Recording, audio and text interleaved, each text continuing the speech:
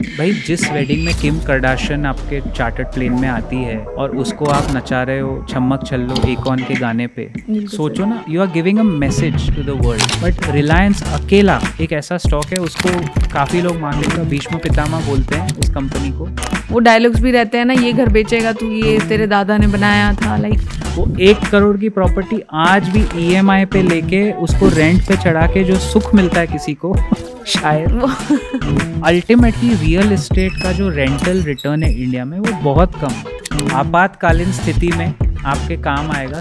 UPSC की तैयारी अगर आप कर रहे हो, 90% लोग उसमें फेल होते हैं। आईआईटी आईआईएम अप्लाई करो, 90% लोग उसमें फेल होते हैं। स्टार्टअप अगर आप करो तो 90% startups are actually not successful, only 10% are successful. वैसे ही ट्रेडिंग में भी अगर 90% लोग फेल हो रहे हैं तो ये कोई अलग नहीं है। आई थिंक हमारी गवर्नमेंट को नामकरण करने का बड़ा शौक है, तो वो प्रधानमंत्री ट्रेडिंग योजना ऐसी कुछ आनी चाहिए मेरे हिसाब से। एक जो बिहेवियरल फाइनेंस है, मतलब कब पता चले इंसान को कि बस अब रुक जा, क्योंकि कोई ना कोई स्टॉक रोज गिर रहा है, आप रोज खरीद लोगे। वो लेवल किसी का 10 लाख हो सकता है, किसी का 100 करोड़ भी नहीं हो सकता। अगर आप स्ट्रेस नहीं झेल सकते तो फिर ट्रेडिंग करना भी नहीं चाहिए।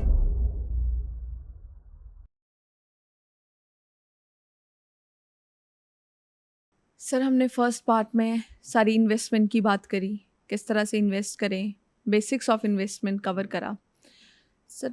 लेकिन बेसिक इन्वेस्टमेंट करने के लिए भी we have to save money. तो sir, how to save money? How to save money मतलब यार, इसकी ना शुरुआत हमारे पॉकेट मनी स्कूल से होती है। अगर आपके घर वाले 500 रुपये देते हैं तो काफ़ी लोग हैं जो 500 रुपये पॉकेट मनी लेके ना 1000 रुपये उड़ा लाते हैं, 500 किसी और से। दैट इज़ डेट, यानी बिल्कुल। उधारी लेके ये करके वो करके।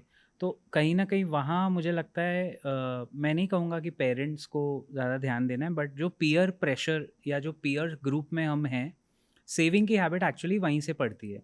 बिकॉज आपने सुना होगा शायद कि अगर आप 5 बिलियनर्स के साथ घूम रहे हो तो you will be the 6th one.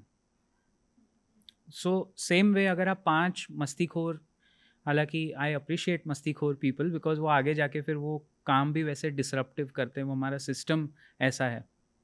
लेकिन if you can manage, I firmly believe, मैं अपने जो स्टूडेंट्स हैं उनको कहता भी हूँ हमारे सेशंस में कि अगर आप 1000 रुपये मैनेज कर सकते हो प्रॉपरली तो आप 1 लाख कर सकते हो, 1 लाख कर सकते हो तो 1 करोड़ कर सकते हो। तो सेविंग तो इट्स एन इनबाउंड थिंग कि कितना आप कम खर्चे में ऑप्टिमाइज करके अपना काम कर रहे हो, वहाँ से सेव जो मनी बच गया, money saved is money earned.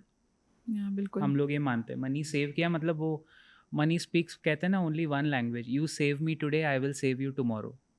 बिल्कुल सर, वो वाली बात है। Very well said sir. But sir, अभी के टाइम में like me and my friends, हमारा भी जो ग्रुप है, हाँ इट्स लाइक अभी फ़ोन पे, अभी जब हम पहला पॉडकास्ट भी शूट कर रहे थे तो आई डोंट नो कितनी नोटिफिकेशंस आ गई, मिंत्रा की, हाँ, बहुत सारी एप्स की, राइट उबर की, राइट। स्विगी से, कि प्लीज़ स्पेंड मनी। तो जब इतना डिस्ट्रैक्शन है, या फिर सर अब सोशल मीडिया इतना है, जी तो फैशन में लाइक गर्ल्स का तो ऐसा हो चुका है sir, we don't like repeating clothes. मतलब of I am not course, talking just about myself, sure मतलब श्योर। है ऐसा एक वो पीयर प्रेशर है सोसाइटी में, you have to look good. तो मेकअप प्रोडक्ट्स हो गए, बहुत सारी चीज़ें हैं, एंड कुछ सस्ता तो है नहीं, वी नो। तो सर, इतने इस प्रेशर में ये सोशल मीडिया एंड फ़ोन की एप्स हैं, सब कुछ इतना, हर जगह से बस आवाज़ आ रही है कि उड़ाओ उड़ाओ, हाँ। उड़ाओ। तो इसमें भी सर इस सबको खुद को इतना टफ कैसे बनाएं कि बचाएं पैसे? मतलब सही है, डिसिप्लिन का गेम है ना, पूरा गेम ही डिसिप्लिन का है। अगर आप डिसिप्लिन नहीं हैं तो मनी सेव भी नहीं होगा, उल्टा वो आप डेट में जाओगे।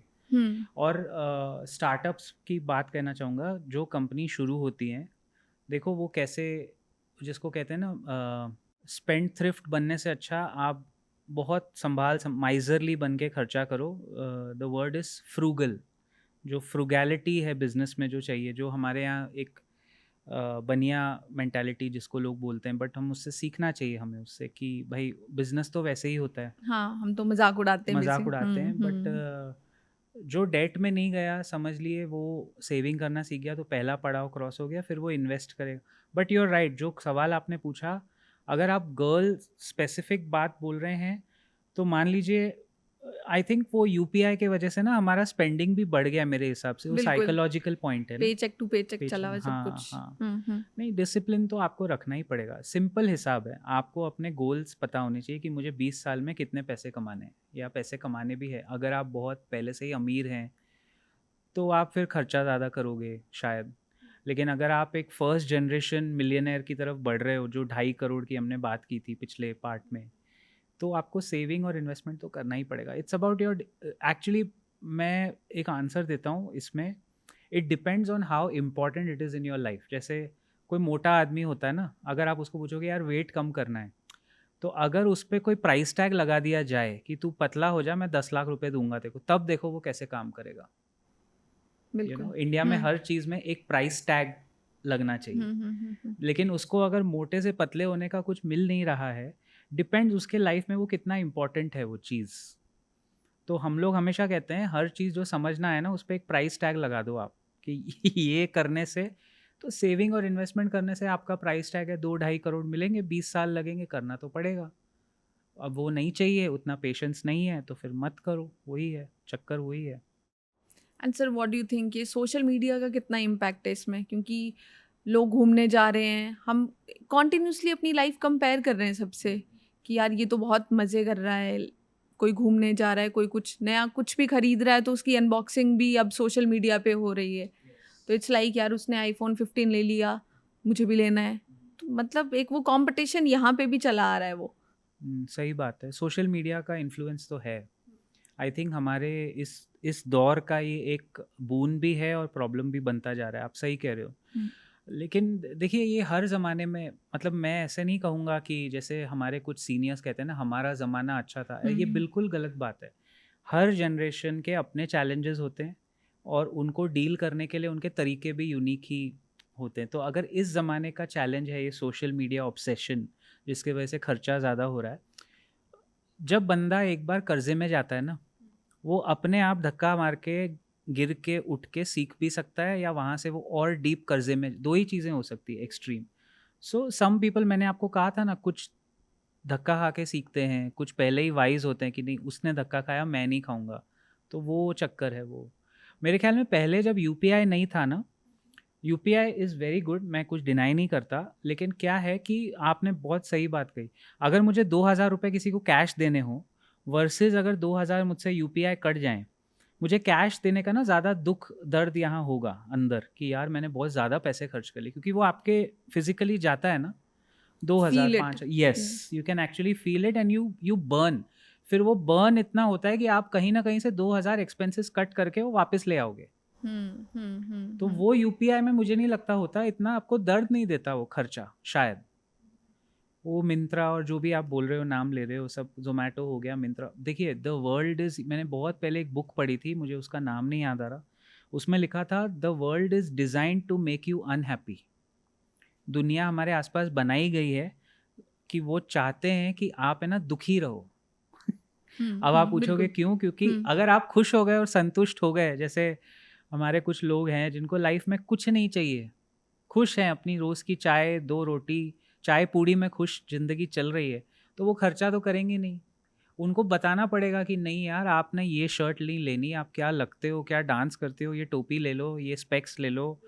तो वो that is the illusion of the brands ना, ब्रांडिंग करते ही इसलिए कि आप खर्चा करो, बल्कि बाकी फिर फ़ायदा क्या? और इन्वेस्टिंग में ऐसा कोई, सही कहा आपने, इमीडिएट ग्रैटिफिकेशन नहीं है, जिसको इंस्टेंट ग्रैटिफिकेशन बोलते हैं, वो नहीं है इन्वेस्टमेंट में, सालों साल लग जाते हैं। It's like planting a mango tree. जब आप आम का पेड़ लगाओगे तो 5-6 साल आपको लगेगा कुछ नहीं हो रहा है काम, और सडनली वो एक दिन ऐसे ना शूट करेगा। बिल्कुल यही है अपना stock market. All of a sudden आप देखोगे यार वो शेयर कोई पूछने वाला नहीं था, वो सडनली कैसे बढ़ गया। तो यही यही होता है, बिल्कुल सही है।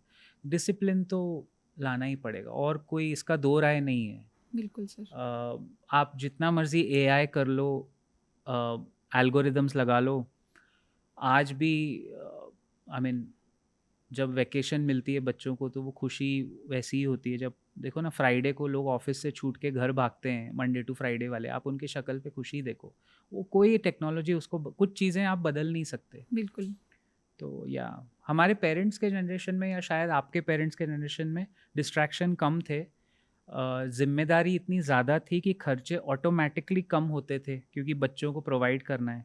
हाँ जी सर, बट बिल्कुल। अब क्या है कि हर एक बंदे के पास मैटरनल पैटर्नल दोनों साइड से काफ़ी कुछ आ गया है, हाँ जी, बिल्कुल सर। वही मैं तो पूछ रही थी कि खर्चा हाँ, तो करेंगे हमारे वो। पेरेंट्स के पास शायद सर वो रिसोर्सेज़ कम थे हाँ। एंड वो रिस्पॉन्सिबिलिटी थी लाइक कि अभी घर बनाना है। अब हमारे पास वो सारे एमिनिटीज़ हम्म, ऑलरेडी हैं। हम्म, तो वो हंगर की बचाना है हम्म, या कल दिन कैसे करेंगे, वो हम्म, है नहीं, क्योंकि लगता है यार है, पड़ा है। पड़ा है और आ जाएगा वो वाला एक feel, which is actually not bad. See इसमें ना एक लॉ ऑफ अट्रैक्शन की बहुत अच्छी बात आती है कि आपने फील करना है that there is abundance around me, यानी बहुत कुछ है मेरे पास और बहुत कुछ और आ जाएगा। लेकिन वो जो मेरे पास है, क्या मैंने वो इन्वेस्ट किया है या खर्चा किया है, वो ही डिफरेंस है बस। जिस दिन आप समझ जाएं कि ये 10 रुपए डाल के मेरे 20 हो सकते हैं और ये 10 रुपए डाल के मेरे 3 रुपए हो सकते हैं, वो financial literacy back to square one. Hmm. आप मान के चलो, मैं आपको बता रहा हूँ, अगर हम 10वीं कक्षा में या 9वीं कक्षा से 9-10 से अगर ये सिखाने लग जाए ना, जो नहीं है प्रैक्टिकली अभी हमारे सिस्टम में, कि क्या बेनिफिट्स हो सकते हैं, आप देखो खर्चे भी कम होंगे ब्रांड्स को, बट फिर कंजम्पशन हमारा कम हो जाएगा एज अ कंट्री, और वो देश के जीडीपी के लिए शायद थोड़ा चैलेंजिंग हो जाएगा क्योंकि फिर उससे जीएसटी नहीं आएगा सरकार को। हम्म। आपने देखा है सरकार कभी आपको नहीं बोलेगी कि खर्चा मत करो, वो तो यही कहेंगे जाओ बिंदास ये मंगाओ वो मंगाओ, जोमेटो करो स्विगी करो, उनको तो हर एंगल से मिल रहा है ना अपना जीएसटी या जो भी whatever it is, they want consumption to grow for a growing economy।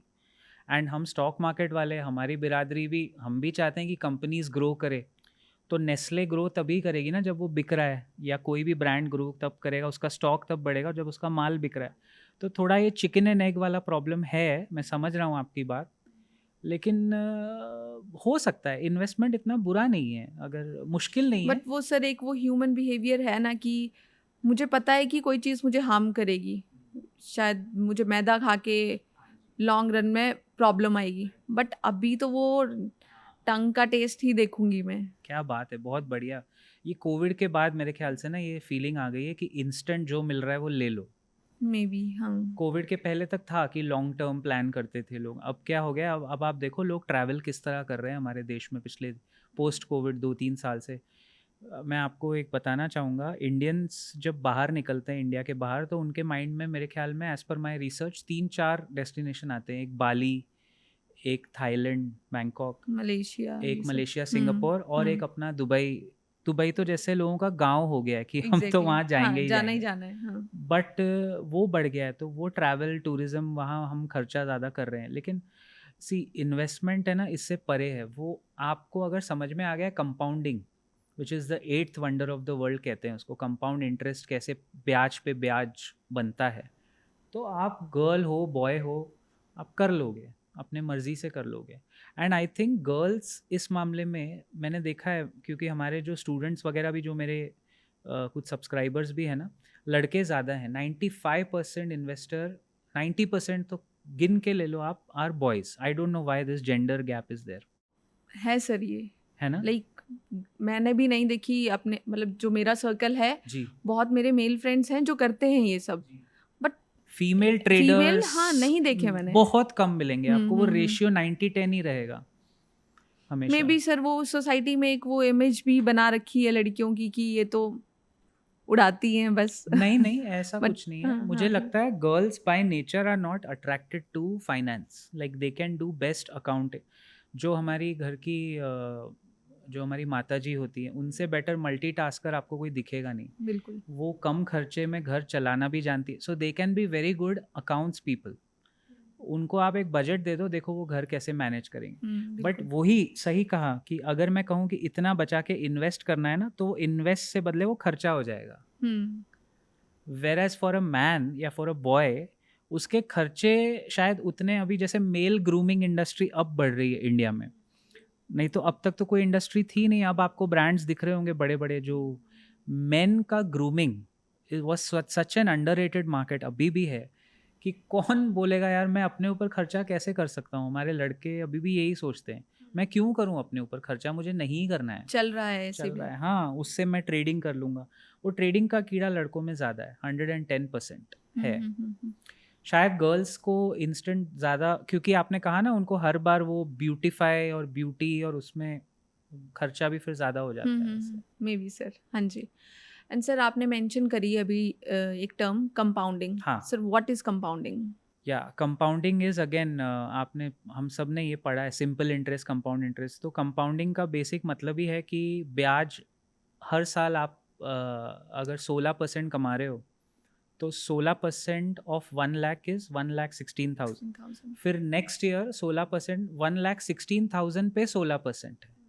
फिर तीसरे साल उसके टोटल उस पे 16%। तो compounding helps you grow your money. अब मैं आपको एक चीज़ बताऊंगा, आप बिलीव ही नहीं करोगे। अ, अगर किसी ने, मान लीजिए आपने मुझसे पूछा था यंग इन्वेस्टर्स को कैसे करना चाहिए।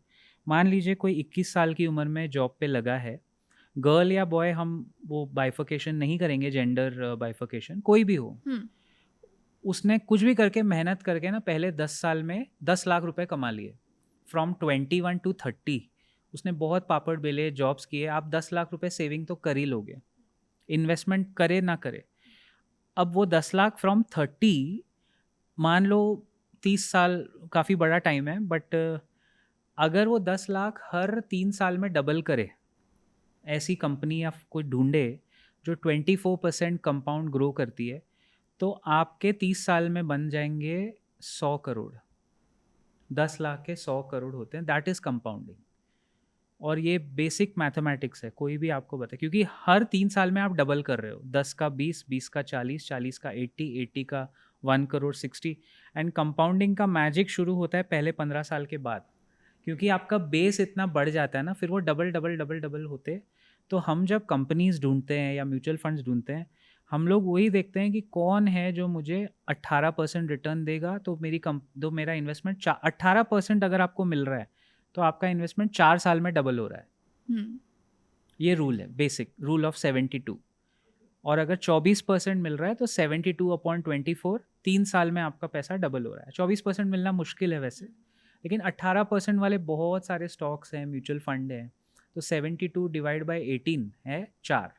तो 4 साल में आप पैसा डबल कर रहे हो। एफडी में लग जाते हैं 9-9, 10-10 साल आजकल। तो कितना जल्दी आप डबल करो और डबल का डबल मारते जाओ, दैट इज़ बेसिक कंपाउंडिंग। तो वही है। और एक और चीज़, एवरेज सेल्फ मेड मिलियनेयर या बिलियनेयर जो बहुत कम है, एवरेज सेल्फ मेड बिलियनेयर की जो एज है ना, वो है 59। खुद के दम पे अमीरी, 100 करोड़ के ऊपर वाला वेल्थ अगर आप कमाने चले हो, तो उसका इंडिया में भी अब तक एवरेज एज 55 से 60 के बीच में ही है। तो पैसे कमाने में टाइम तो लग जाएगा, वो उसका कोई दो राय नहीं है। अनलेस कोई पैदाइशी अमीर है, पैदाइशी किसी का जनरेशनल। जनरेशनल वेल्थ है, बिल्कुल, तो अलग बात है, फिर अलग बात है, फिर हम क्यों, फिर तो वो खर्चा ही करेंगे ना। Okay sir. Sir what is the most exciting thing about investment to as an you? As an investor या एज अ ट्रेनर आप पूछ रहे हैं? सर एज़ एन इन्वेस्टर बता दो पहले। As an investor most exciting, बस मुझे तो यार ये कॉन्सेप्ट जब मैंने पहली बार कंपाउंडिंग पे हम मैं और मेरा एक फ्रेंड, हम लोग ना जॉब चेंज के बीच में थे। मतलब ऐसा टाइम था 1-2 महीने की जॉब नहीं थे। ये 2007-8 की बात है ये, हाँ, जब आई थिंक मैं अपने मास्टर्स के बाद जस्ट लग रहा था फर्स्ट जॉब में, और स्विच कर रहा था बड़ी जल्दी। उस दौरान हमारा डिस्कशन यही हुआ था कि यार अमीर कैसे बनना तो है, और तोड़ना है ये बैगेज की सर्विस, मिडिल क्लास कब तक। तो वहीं से हम दोनों, वो मेरा अच्छा दोस्त है, हम दोनों ने वो, उसने मुझे एक्चुअली ये अवगत कराया कि देख भाई, तेरे पास अगर कैसे भी 1 करोड़ आ गए और तू 1 करोड़ को 10% रिटर्न्स हर साल फिक्स्ड इनकम में डाल दे, तो तेरे 10-10 लाख तो हर साल के ऐसे ही बन जाएंगे। वहाँ से मेरा दिमाग खटका 2007-8 में, और मैंने बोला यार बात तो सही है। फिर then I got into reading books about investments and everything. तो थिंक एंड ग्रो रिच अच्छी किताब है, Napoleon Hill, rich dad poor dad बहुत अच्छी किताब है, हमारे इंडियन स्पेशली इंडियन बच्चों को तो ज़रूर पढ़नी चाहिए स्कूल से, rich dad poor dad, famous है वो। तो उसमें वहाँ से मुझे समझ आया कि कंपाउंडिंग तो करना ही पड़ेगा। तो इन्वेस्टमेंट का सबसे बेस्ट चीज़ जो इन्वेस्टिंग का मुझे लगता है कि आप निरंतर पैसे लगा लगा के अपना एक वेल्थ क्रिएट कर सकते हैं, जो कि मुश्किल नहीं है, हर कॉमन मैन कर सकता है। Wealth is not only for the super rich, it is for the common man as well. That is my best part of investing in the stock markets. वो मुझे अच्छा लगा, सबको मौका दे रहा है ना वो, बिल्कुल। जिसको हम कहते हैं इक्विटी। इक्विटी का मतलब ही है it is equal for all, exactly, हाँ है जी। ना? तो वो मतलब है उसका, वो मेरे को सबसे बेस्ट लगता है। Okay sir. सर अभी रिसेंट टाइम्स में सॉवरेन गोल्ड बॉन्ड्स के अराउंड कुछ कंट्रोवर्सी है रही है, एंड अपना जब से यूनियन बजट आया है तब से बहुत ज़्यादा इस पे बातचीत हो रही है। सर क्या है ये controversy and what is this फस ऑल अबाउट? या सो बहुत अच्छा, it's a valid question. I am sure बहुत सारे हमारे आपके जो व्यूअर्स हैं उनके माइंड में ये सवाल आया होगा, क्योंकि मेरे को याद है 2021 में जब ये पहला ट्रांच या कुछ आया था एसजीबी का। So I am not honestly I am not a big believer of gold as an investment. मेरे हिसाब से अमीर बन के अमीरी के शौक आप गोल्ड में डाल के पूरे कर सकते हो, बट गोल्ड खरीद के कोई अमीर नहीं बन सकता, वो मैं मानता बिल्कुल। हूँ। और वो मेरे पास डेटा है वो प्रूव करने के लिए। हाँ, बुरे वक्त में, आपातकालीन स्थिति में आपके काम आएगा सोना, इसीलिए सोना बढ़ता है। जब कोविड आया, गोल्ड देखो आप कैसे बढ़ा उस टाइम, क्योंकि when there is emergency across the world, gold is the safest. तो उसको हम कहते हैं हेज अगेंस्ट इन्फ्लेशन, कि कैश मत रखो, कैश ज़्यादा हो गया तो गोल्ड ले लो, तो वो कैश से तो ज़्यादा ही आपको, कैश तो डिप्रिशिएटिंग एसेट है ना, उसकी वैल्यू तो गिर रही है। सरकार ने जो लॉन्च किए कि हम आपको फलाना 1% रिटर्न देंगे, 5-5 साल में आप रिडीम कर सकते हो, और 2% एक्स्ट्रा प्रीमियम के चक्कर में बहुत सारे लोग उसमें आ गए। जब ये स्कीम आई थी एसजीबी, तब गोल्ड का भाव 45 या 50,000 पर 10 ग्राम्स था। पर अब जब सरकार की देनदारी बनती है तो सोने का भाव हो गया 70,000 75,000 बजट के पहले। तो सरकार ने दिमाग क्या लगाया कि कस्टम ड्यूटी घटा दो इस पे पहले तो, क्योंकि अब उनका देनदारी बन रही है, देना है अब उनको। उन्होंने फ्रैंकली स्पीकिंग इमेजिन नहीं किया था कि सोने का भाव इतना बढ़ जाएगा, है ना? तो इन्वेस्टर ने तो बहुत कमाया।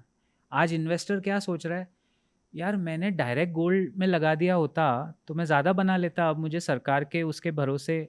तो कंट्रोवर्सी मतलब ये हुई है कि लोगों को लग रहा है, सरकार ने बीच में आके फाइनेंस मिनिस्टर ने अनाउंस कर दिया कि शायद हम अगला ट्रांच लॉन्च नहीं करेंगे एसजीबी का। वहाँ पब्लिक के माइंड में आ गया कि उन्होंने क्या किया है। उन्होंने कस्टम ड्यूटी घटा के काफ़ी हद तक सोने का भाव भी 75 से 70 पे 69 पे आ गया एकदम से, बजट और बजट के बाद। अब वो ग्लोबली उसके रीजंस होंगे, नॉट बिकॉज ऑफ हमारे वजह से, बट उस वजह से वो ऐसी स्टोरी ऐसी बन गई कि सरकार ने हमको काइंड ऑफ शायद चीट तो नहीं मैं बोलूँगा, बहुत बहुत हैवी वर्ड है वो, शायद हमें ना इसमें कुछ मिला नहीं जो हमें चाहिए था, जबकि ऐसा नहीं है। इन्वेस्टर्स ने कमाएंगे सर, लेकिन मैं तो पहले ही कहता हूँ सबको, आप निवेश कर रहे हो तो क्यों आपको सरकार के पास पैसे अपने रखने हैं? जब आपने पीपीएफ नहीं लेना है, किसान विकास पत्र नहीं लेना है, नेशनल सेविंग सर्टिफिकेट नहीं लेना है, तो सॉवरेन गोल्ड बॉन्ड में क्यों डाल रहे हो आप? मैंने आपको पहले भी बताया था ना, अगर मुझे एसजीबी लेना ही है जो गोल्ड में पहन नहीं सकता, या घर में मेरी कोई गृहिणी पहन नहीं पा रही है, तो मैं सीधा उससे अच्छा म्यूचुअल फंड में ही जाऊँ ना भाई। क्योंकि एसजीबी मुझे 9-10% से ज़्यादा तो मुझे नहीं लगता दे पाएगा, या 11%। म्यूचुअल फंड तो उसको बीट करेगा हमेशा। बट मे बी सर वो गोल्ड को लेकर जो लोगों का एक वो गोल्ड वर्ड से शायद वो है, सोना वर्ड से एक भरोसा की और सेफ सॉवरेन, रहेगा। सॉवरेन जो वर्ड है ना, यस सर। उसका मतलब आप जानते हो, यस सर। वो सरकार की गारंटी होती है। बिल्कुल सॉवरेन सुप्रीम मतलब है वो, ये तो मिल ही कहीं भी जाएगा जाए। आपको, चाहे देश कुछ भी हो, यू नो। ये सॉवरेन मतलब ये तो आपको देना ही देना है। वहाँ आके ना थोड़ा मुझे लगता है बजट के बाद उन्होंने वो कस्टम ड्यूटी जो घटाई, उस वजह से जो सोने की कंपनीज जो गोल्ड में डील कर, जैसे टाइटन 3000 वाला स्टॉक, इतना हमारी फेवरेट्स कंपनी रही है वो पहले टाइटन, वो 3600 720 30% ग्रो हो गया बजट के बाद 1 महीने में, क्योंकि उन्होंने देखा यार ये तो बहुत बढ़िया है, हमको तो ड्यूटी कम भरनी पड़ेगी सरकार को। वहाँ थोड़ा पब्लिक में परसेप्शन बिगड़ गया इसका।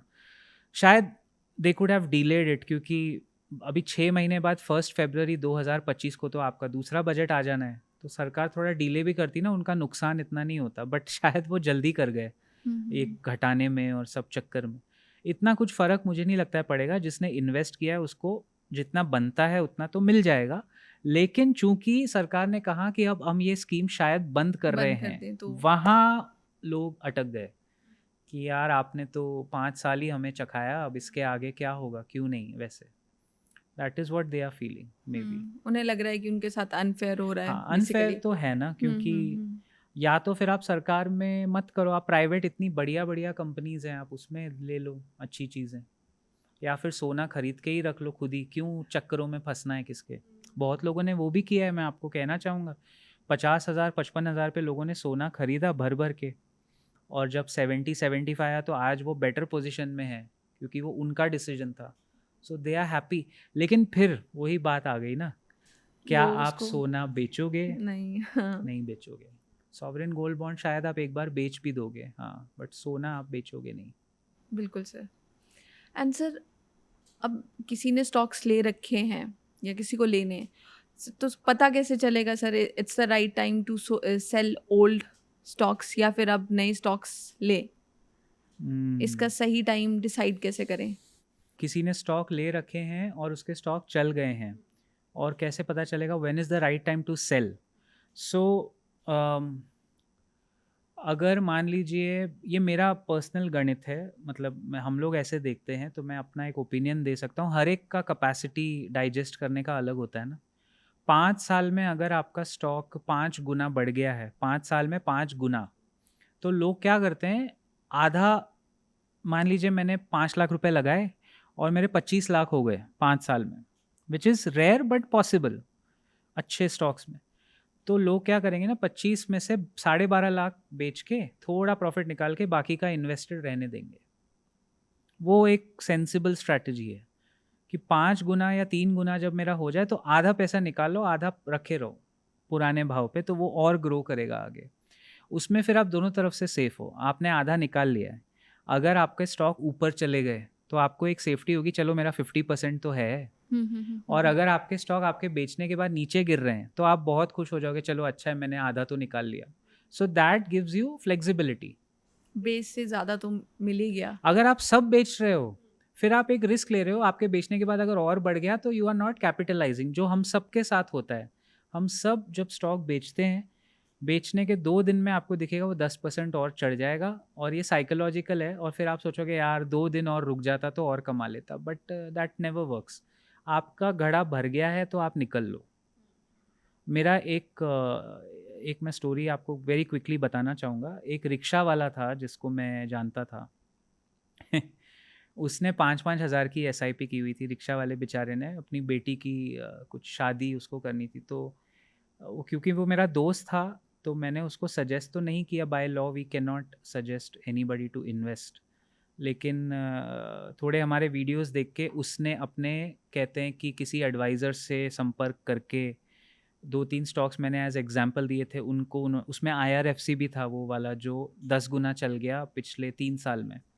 और ये भाई साहब ने 5,000 डिवाइड करके 3,000 रुपये वो आईआरएफसी में लगाए थे। तो आज उसकी, मतलब आप समझो 4-5 साल की जो मेहनत थी, उसमें उसको अच्छा खासा मोटा पैसा, मेरे ख्याल में 10-12 लाख उसके बन गए, और उसने अपनी बेटी की शादी कराई उसमें। तो ऐसी स्टोरीज जब हम लोग सुनते हैं ना, हमें बहुत खुशी होती है, जब अपना बिल्कुल सर। लीस्ट कॉमन डिनोमिनेटर, बिल्कुल। वो जब मार्केट में कमा के सही तरीके से एडवाइज़र को कंसल्ट करके प्रॉपर चैनल से वो कर रहा है, म्यूचुअल फंड्स या स्टॉक्स, और वो बच्चों की शादी वो कर पाया फॉर अ स्मॉल पर्सन, वो मुझे बड़ा अच्छा लगता है।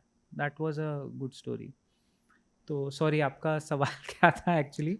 सर सही टाइम क्या है सर बेचने का, पुराने हाँ, जैसे हाँ बेच? एग्जैक्टली। तो ये रिक्शा वाले ने, जब उसको लगा कि 11 लाख हो गए हैं, हम्म बेटी का इसमें थोड़ा बहुत हम कर देंगे, अच्छी खासी ठीक ठाक, उसके गाँव में शादियाँ हो जाती हैं, हो जाती है है सर, ना, हाँ। तो वो बोला वेन्यू का खर्चा नहीं होता है, बस इट्स बस। Just food and.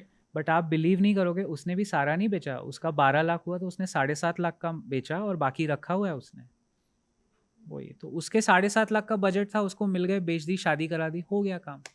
जिसका जो टारगेट है, जिसका टारगेट जब पूरा हो जाए तो सवारी अपने सामान की जिम्मेदार खुद है, तो बेच दो, निकल लो। सर ये सब सुनने में भी काफ़ी इट्स लाइक मतलब जिन्होंने इन्वेस्टमेंट नहीं करी है अभी तक हाँ जी। तो काफ़ी मैजिकल लगता है यार, 3,000 से 12 लाख। हाँ नहीं, 3,000 मंथली। नहीं मंथली हाँ जैसा भी है, बट स्टिल ना बहुत छोटा अमाउंट है हाँ। इतने बड़े अमाउंट के जी कंपैरिजन जी में। जी जी। इससे पूरा इतना लंबा जर्नी, वैसे ही अगर हम सोचें यार ऐसे तो कैसे ही हो सकता है, इतना बचा ही नहीं सकते, बट अगर वो पेशेंस उतना रहो आप कंट्रोल डिसिप्लिन में, तो डेफिनेटली हो तो सकता है। उसमें ही गॉट लकी ना, उसका एक स्टॉक इतना चल गया कि उसका काम जल्दी हो गया। असल में उसने सोचा भी नहीं होगा, उसको तो 10 साल का ही प्लान बनाया गया होगा, उसके एडवाइज़र ने दिया होगा, आई एम श्योर। बट वो लकी ये हो गया कि पैसे जब जल्दी बन जाते हैं, तो हमारे इन्वेस्टर का वो एक साइकोलॉजिकल ट्रेट है कि जब दिख रहा है ना डीमैट अकाउंट में। एक मेरे कलीग हैं, वो दिल्ली में रहते हैं, 2012 से मैं जानता हूँ उनको, अभी more of a friend but colleague थे वो, पहले ऑफिस में साथ में थे। उन उनके डीमैट में अभी करते करते करते बनते बनते 12 साल हो गए, 2012 से अब तक। उनके डीमैट अकाउंट में अब जमा हो गए 1.5 करोड़, है ना। और प्रॉपर्टियां हैं उनके पास एक दो। He is a upper middle class. अब वो रोज़ सुबह 9 बजे फ़ोन करते हैं, ये बेच दूँ, वो बेच दूँ, वो बेच दूँ। तो पहला तो मैं उनको ये कहता हूँ, see I am not an advisor. जो आपको अपने वित्तीय सलाहकार से ही पूछना चाहिए जो आपका है, क्योंकि मैं तो बायस्ड ओपिनियन दूंगा आपको, मैं आपका दोस्त जैसा हूँ। फिर मैं उनको कहता हूँ आप 1.5 करोड़ का बेच के करोगे क्या? प्रॉपर्टी लोगे वापस जाके? क्यों कहना, क्योंकि 1.5 करोड़ का आप बेचोगे तो उस पर आपको टैक्स भरना है। बिल्कुल। तो ये बात लोग नहीं समझते कि पैसे तो कमा लिए हैं, लेकिन जो चीज़ उन्होंने भी 15,000 से शुरू की थी मंथली एसआईपी, आज वो 1.5 करोड़ तक आ गए हैं। बट बढ़ने दो, जो बढ़ रहा है उसको बढ़ने दो ना, क्यों आपको वो चेन तोड़नी है? ट्रू। तो वैसे भी किस्से हैं बहुत सारे। अब उनका वो बिहेवियरल प्रॉब्लम है कि every day he is fearful कि बेचना है मुझे, और फिर मैं किसी तरह उनको कुछ ज्ञान देके रोक तो नहीं लेता, लेकिन हाँ बता देता हूँ कि टैक्स भरना पड़ेगा, तो वो रुक जाते हैं। Okay sir. And sir multibagger stocks क्या होते हैं sir? How to find multibagger stocks? अच्छा, मल्टी बैगर के पहले आपने जो एक, मैं इस पे आता हूँ, इससे जुड़ी हुई एक कड़ी है जो आपने पूछा ना कि डर 3,000 से 12 लाख और वो लकी जो हो गया बंदा। काफ़ी स्टॉक लोग लेते हैं जो चल नहीं पाते सालों साल। मतलब काफ़ी लोग ऐसे भी हैं, मैक्सिमम, जो कुछ स्टॉक में फंसे हुए महसूस करते हैं। अरे किसी ने बता दिया मुझे शादी में, किसी रिश्तेदार ने बता दिया, किसी अंकल ने बता दिया। ऐसे भी लोग निवेश करते हैं जो नहीं करना चाहिए। तो मैं आपके माध्यम से कहना चाहूँगा कि अगर आपको स्पेशलिस्ट डॉक्टर की ज़रूरत भगवान ना करे कभी पड़े, लेकिन अगर पड़ती है तो आप उसी के पास जाएंगे। तो फाइनेंस में भी अब मैं खुद 2 साल पहले एक शादी अटेंड करने गया था, कोविड के बाद जो शादियों का सीज़न खुला, तो मैं गांव में चला गया। बहुत लैविश मेयर की बेटे की शादी हो रही थी, कोई मेरे रिश्तेदार में थे वो। अब वहाँ मैं सुन रहा हूँ लोग शादी में भी डिस्कशन स्टॉक्स पे ही हो रहा है, और मैं था तो मेरे साथ वही बातें हो रही थी। बट वो अनाप शनाप कुछ भी बोले जा रहे हैं, और वो रिश्तेदार इतना कॉन्फिडेंटली बोलते हैं कि आपको सुन के लगेगा कि हाँ इसमें तो मुझे डालना ही है, क्योंकि वो रिश्ते में है ना आपके। तो आपको एक बायस, अगेन इट्स अ रीसेंसी बायस, कि यार ये मेरा फूफा थोड़ी ना मुझसे झूठ बोलेगा। बिल्कुल। इसने हाँ बना सर। लिए होंगे पैसे। तो वो नहीं करना है आपको। तो मल्टी बैगर जो आपका सवाल है, multibagger stocks are those same IRFC potential multibagger, 2 साल में 10 गुना, 3 साल में 10 गुना, या 10 साल में 100 गुना भी होता है कोई कोई स्टॉक, 100 टाइम्स। पुराने ज़माने के जो मल्टी बैगर है, पिडिलाइट एक कंपनी है यस सर। जो फेविकॉल बनाती फेविकॉल है, वाला। उसका कोई कॉम्पिटिटर ही नहीं है। मल्टी बैगर की सबसे पहली पहचान होती है उसके प्रोडक्ट या उसके सर्विस का मार्केट में कोई कॉम्पिटिटर ही नहीं है। ओके। नेस्ले, आपको मैं एक छोटा सा वो काउंटर क्वेश्चन मुझे तो नहीं पूछना चाहिए, बट नेस्ले सब ने सुना है ना। अब आपको अगर मैं पूछूं कि नेस्ले सबसे ज़्यादा पैसा किस प्रोडक्ट में बनाता है, तो आपके माइंड में 2-3 ख्याल आएंगे, आप बता सकते हो कौन से प्रोडक्ट्स। चॉकलेट्स। नेस्ले के products, chocolates, cakes may be. Maggi, लोग हाँ, कहते हैं मैगी। नेस्कैफ़े, नेस्टी। लेकिन आपको शायद जानकर हैरानी होगी कि सेरेलैक जो आता है ना, baby milk baby food. Powder, हाँ, वो सबसे 97% मार्केट शेयर है नेस्ले का सेरेलैक में उस प्रोडक्ट में जो इंडिया में और कोई नहीं बेच पा। 97% इन्हीं का माल बिक, चाहे गरीब से गरीब महिला हो या अमीर से अमीर, अंबानी के घर में भी वही सेरेलैक आएगा और गांव में भी वही माँ अपने बच्चे को पहले कुछ 4-5 साल तक शायद, या जब वो मदर्स मिल्क रोक के जब आगे वो बेबी मिल्क पाउडर बेबी पे या आते हैं बच्चे। अब इंडिया में हम सबसे ज़्यादा हमारी पॉपुलेशन ही है, तो सेरेलैक तो बिकना है। तो ये ऐसे, लेकिन नेस्ले अभी मल्टीबैगर बन गया, तो जिसने ये चीज़ 10 साल पहले आइडेंटिफाई कर ली होगी, 10-20 साल पहले उसने नेस्ले में निवेश किया होगा, उसको मिला मल्टीबैगर।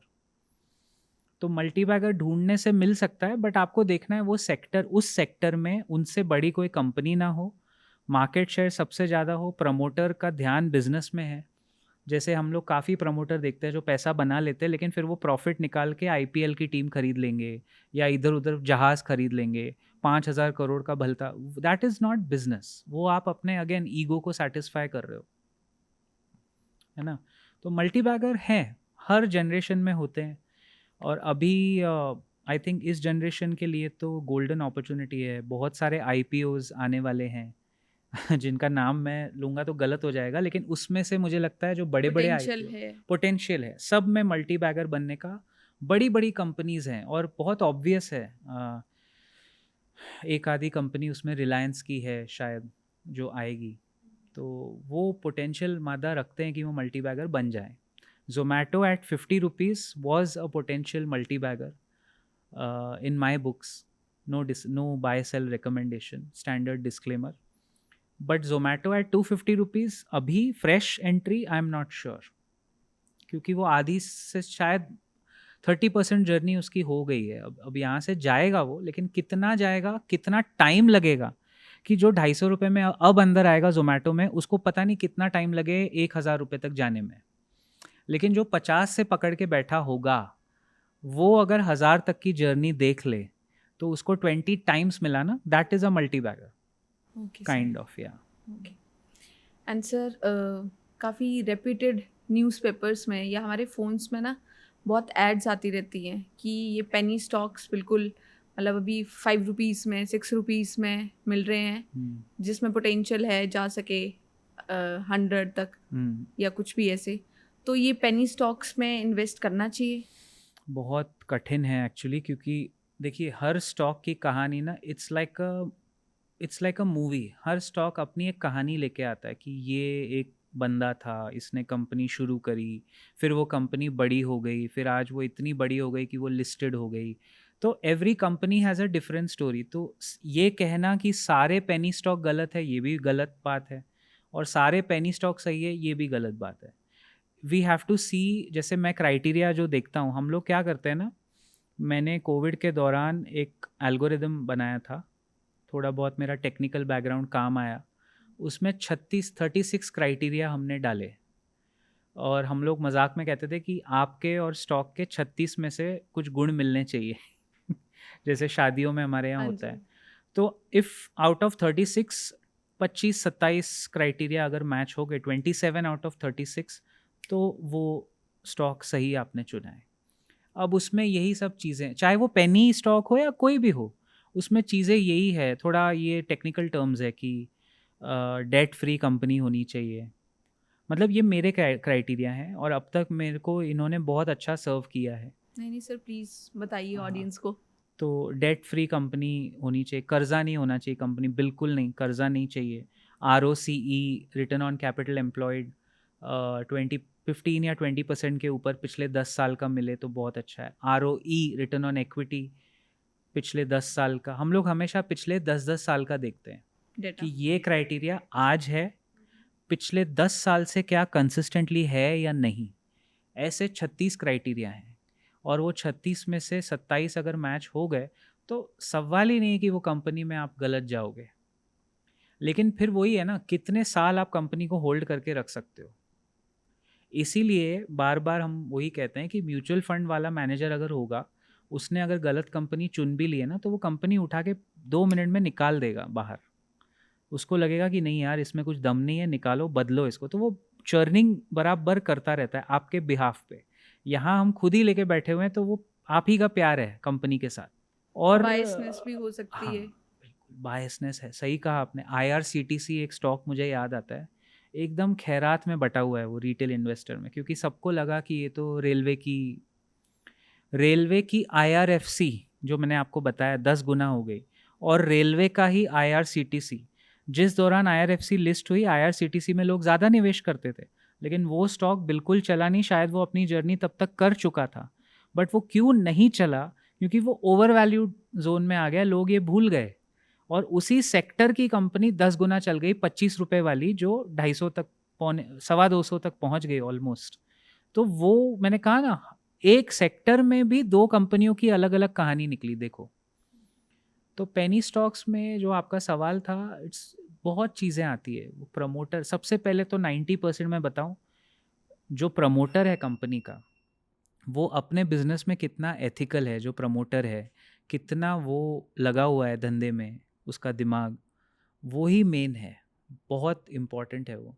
येस बैंक का जब कांड हुआ था, जो भी, वो हमने सबसे पहले 2016 में पकड़ के अपने फ्रेंड्स को मैंने बताया था एज अ केस स्टडी, कि ओके, देखो बट वो कितना लेट, ये डूबने शायद वाला। 2020। 18 में, 2018 हम्म कोविड के पहले तक हम्म बबल बर्स्ट हो गया उनका। क्योंकि हम उनकी बैलेंस शीट, मैं हर कंपनी की 10-10 साल की ट्रैक रिकॉर्ड पढ़ता हूँ। अगर आज आप मुझे ये कंपनी बोलोगे ना कि ये अच्छी है सर, आप ले लो, तो मैं पहले 1 महीना लगाऊंगा, उसकी एनुअल रिपोर्ट पढ़ूंगा, फिर 10 साल का ट्रैक रिकॉर्ड, मुझे 2 महीने लगते हैं पूरे।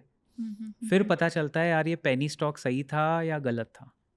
सर, आप तो इतना रिसर्च करते हो, बट जैसे आपने कहा कि अगर कोई रिश्तेदार बता रहा है कि यार ये स्टॉक खरीद ले, वैसे ही सर जैसे मैं बता रही थी, ये पेनी स्टॉक्स के भी जो एड्स आते हैं, इतने रेप्यूटेड न्यूज़पेपर पे आते हाँ हाँ हैं, हाँ हाँ। या मेरे फ़ोन पे वेबसाइट पे आ रहा है, तो हमें लगता है यार शायद इस नहीं, वो न्यूज़पेपर में आ रहा है तो। बिल्कुल, वही पहला सेबी जो हमारे रेगुलेटर है, उनका वही कहना है कि आप अनसॉलिसिटेड एडवाइस पे निवेश करना ही नहीं चाहिए। चाहे किसी का कोई भी आके आपको बोले, कितना ही बड़ा वो बंदा हो, आप दूसरे की एडवाइस पे बाय सेल कर ही नहीं सकते। That is completely against the fundamental of investing. उसके बिल्कुल विपरीत जा रहे हो आप। क्योंकि मैं आपको बताऊं, एक ही कंपनी में मैं और मेरे दोस्त कोई है, अगर वो इन्वेस्टेड है, कितनी बार ऐसा हुआ है कि उसने पैसे बनाए और मैंने नहीं बनाए, क्योंकि मेरा कन्विक्शन एक ही स्टॉक में उतना था नहीं, तो मैंने शायद पैसे कम लगाए, और उसका बहुत था तो उसने ज़्यादा लगाए, तो उसने ज़्यादा पैसे बना लिए और मैंने कम बनाए।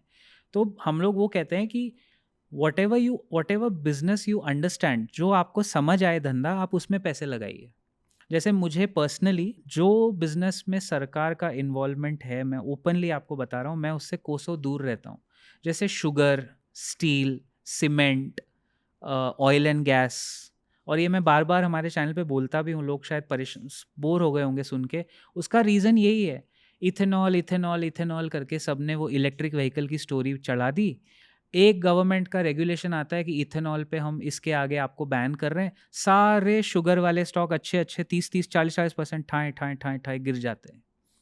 तो वो चीज़ में मुझे नहीं, पर्सनली मेरा रिस्क एपेटाइट नहीं है कि मैं उस कंपनी में निवेश करूं, जिन या उस सेक्टर में निवेश करूं जिनके पॉलिसी सरकार के ऊपर डिपेंडेंट है, कि अगर कल को ये सरकार बदल गई तो ये कंपनी धराशायी हो जाए। हमको ऐसा रिस्क चाहिए ही नहीं। तो सर वो रिस्क तो उन कंपनीज पे भी रह सकता है ना, सरकार भी तो शेयर्स, मतलब कुछ कंपनीज अपने शेयर दे देती है ना, मतलब पहले वो बिल्कुल फुली प्राइवेट हैं, हाँ देन समटाइम्स ऐसा होता है कि वो सरकार द्वारा प्रोक्योर करी जाती हैं, तो वो हाँ भी तो एक रिस्क फैक्टर हाँ हाँ, रहेगा। होता है होता है। आप PSUs की बात करो, सरकारी ये कंपनी, सर। सरकारी कंपनी में तो बहुत ज़्यादा, वही तो मैं कह रहा हूँ। नहीं, अगर कोई प्राइवेट कंपनी है अभी, हम्म। फुली प्राइवेट है वो, लाइक उसमें कोई ओके गवर्नमेंट का प्रोक्योरमेंट नहीं है, ओके। तो कल दिन हो सकता, जैसे एयर इंडिया हाँ हाँ। पहले गवर्नमेंट था, प्राइवेट हो गया, तो वैसे ही ऑपोजिट भी तो हो सकता है कि अभी बिल्कुल फुली प्राइवेट है कोई कंपनी, एंड फिर पब्लिक गवर्नमेंट के पास हो पब्लिक जाए। डोमेन में चली गई, हाँ, तो वो रिस्क फैक्टर भी तो है ना फिर सर। लेकिन अगर ऐसा होगा, अगर कोई प्राइवेट कंपनी आगे जाके सरकार खरीद रही है, ये बहुत रेयर है, अगर ऐसा होगा तो बिल्कुल हमारे रेड फ्लैग जिंदा हो जाएंगे उसमें। लेकिन फिर भी मैं देखूंगा, मुझे जो सेक्टर समझ आते हैं वो है बैंकिंग, फाइनेंशियल्स, NBFCs, जहाँ फैक्ट्री नहीं खरीदनी है, जहाँ खर्चे कम हैं, रॉ मटेरियल नहीं है, इधर से माल नहीं आया तो मेरा धंधा बंद नहीं होगा। यू नो आईटी वो आईटी डिपेंडेंस नहीं है और उस हाँ, पे। फ्री कैश फ्लो हाँ। जहाँ ज़्यादा पैसे बने बिना किसी रॉ मटेरियल के डिपेंडेंस की, कि एक इधर वेस्ट बंगाल में स्ट्राइक हो गई जी तो मेरी फैक्ट्री बंद पड़ी है तो मेरा माल अटक गया तो मेरा पैसा नहीं आ रहा। ये सब ये बाबा आजम के ज़माने के बिजनेसेस अभी कहाँ चलेंगे? जोमेटो इतना क्यों चल रहा है आप देख रहे हो ना। आज वो लोग आपको 90% एक्यूरेसी के साथ बता सकते हैं, उनके पास इतना database, it's an IT company, एक आईटी की तरह वो चल रहे हैं। They can tell you with 90% accuracy कि इस वक्त अगर कहीं शाम के 9 बजे रात के बेंगलोर में रात के 9 बजे एमजी रोड पे कौन सा खाना ज़्यादा ऑर्डर होगा, दिल्ली में रजोड़ी गार्डन में 9 बजे क्या ऑर्डर होता है, दिल्ली में कनॉट प्लेस सीपी में क्या ऑर्डर होता है, गुड़गांव में क्या ऑर्डर होता है, सेक्टर 24 वो हाई साइबर सिटी में, बॉम्बे में बैंड्रा में क्या। तो वो एल्गोरिदम जो है ना, आप देखते हो उनके मैसेजेस कभी कभार आते हैं, I you hungry, order a pizza, order a dosa, बिल्कुल। वो एल्गो जनरेटेड होते हैं। उनको पता है इस वक्त आपने घुमा फिरा के यही खाना है, तो वो आपको सजेस्ट भी वैसे ही करेंगे। सो वो ऐसे बिजनेसेस जो होते हैं ना, जो टेक इनेबल्ड हैं, टेक्नोलॉजी पे थ्राइव कर रहे हैं, जिसमें खर्चा एक बार हो गया, बाद में तो आपको कमाना ही कमाना है। क्योंकि फैक्ट्री में आप कुछ भी बोलो, आपको बार बार वो पैसा डालना पड़ेगा। रॉ यहाँ मटेरियल पैसा तो लगेगा बनेगा, ही। फिर रॉ मटेरियल, फिनिश प्रोडक्ट, फिर पैसे, फिर प्रोडक्ट, वो साइकिल। और उसमें सरकार आपको बार बार रोकेगी। जैसे सीमेंट की बोरी का दाम सरकार ही तय करेगी। अब सीमेंट में आप अंबुजा सीमेंट ले लो या जेके लक्ष्मी या अल्ट्राटेक, भाई उसकी ब्रांडिंग मुझे कैसे पता है, तो वो सीमेंट ना। हाउ कैन आई डिस्टिंग्विश कौन सी वाली अच्छी है बुरी है? मैं उसमें कैसे स्टॉक ढूंढूंगा? मुझे वो बात ही नहीं समझ आती। तो शायद ये मेरा वीकनेस है, बट पर्सनली हर इन्वेस्टर को अपने अपने ब्लाइंड स्पॉट्स पता कर लेने चाहिए कि ये मुझे समझ आता है तो मैं इसमें निवेश करूंगा, ये मुझे समझ नहीं आता तो मैं नहीं करूंगा। और अब मेरे बिल्कुल सर। लिस्ट में मैंने एक नया सेक्टर जो जोड़ा, जो मैंने आपसे शायद पहले भी कहा था, टूरिज़्म, ट्रैवल, टूरिज़्म, हॉस्पिटैलिटी, क्योंकि वो मुझे समझ आता है, उसमें अब ग्रोथ आने की दिख रही है हमको दिशा। तो वहाँ कोई एक होटल बन गया आपका, खड़ा हो गया, एक सेक्टर पॉलिसी बन गई। टूरिज़्म तो सरकार, देखो सरकार बढ़ाएगी ही बढ़ाएगी, क्योंकि सबको पैसे चाहिए अल्टीमेटली। बिल्कुल तो सर। सरकार को जहाँ ज़्यादा पैसे मिले, रेवेन्यू मिला। इंडिया के वीज़ा हम तो नहीं निकालते ना, लेकिन मैंने बाहर वालों से किस्से सुने, जो देश से लोग हमारे यहाँ आते हैं, हमारा टूरिस्ट वीज़ा लेने के लिए भी 36 तरह के रिक्वायरमेंट्स हैं। It's not easy actually. तो वो गवर्नमेंट को ही तो जाता है वो सारा वीज़ा का वगैरह, Definitely, किसको हाँ जी जाएगा? सर। तो सरकार का तो, जहाँ सरकार का फ़ायदा है और जहाँ उनकी ओपन पॉलिसी हो कि नहीं ये तो हमें बढ़ाना ही है, कुछ भी आप कर लो।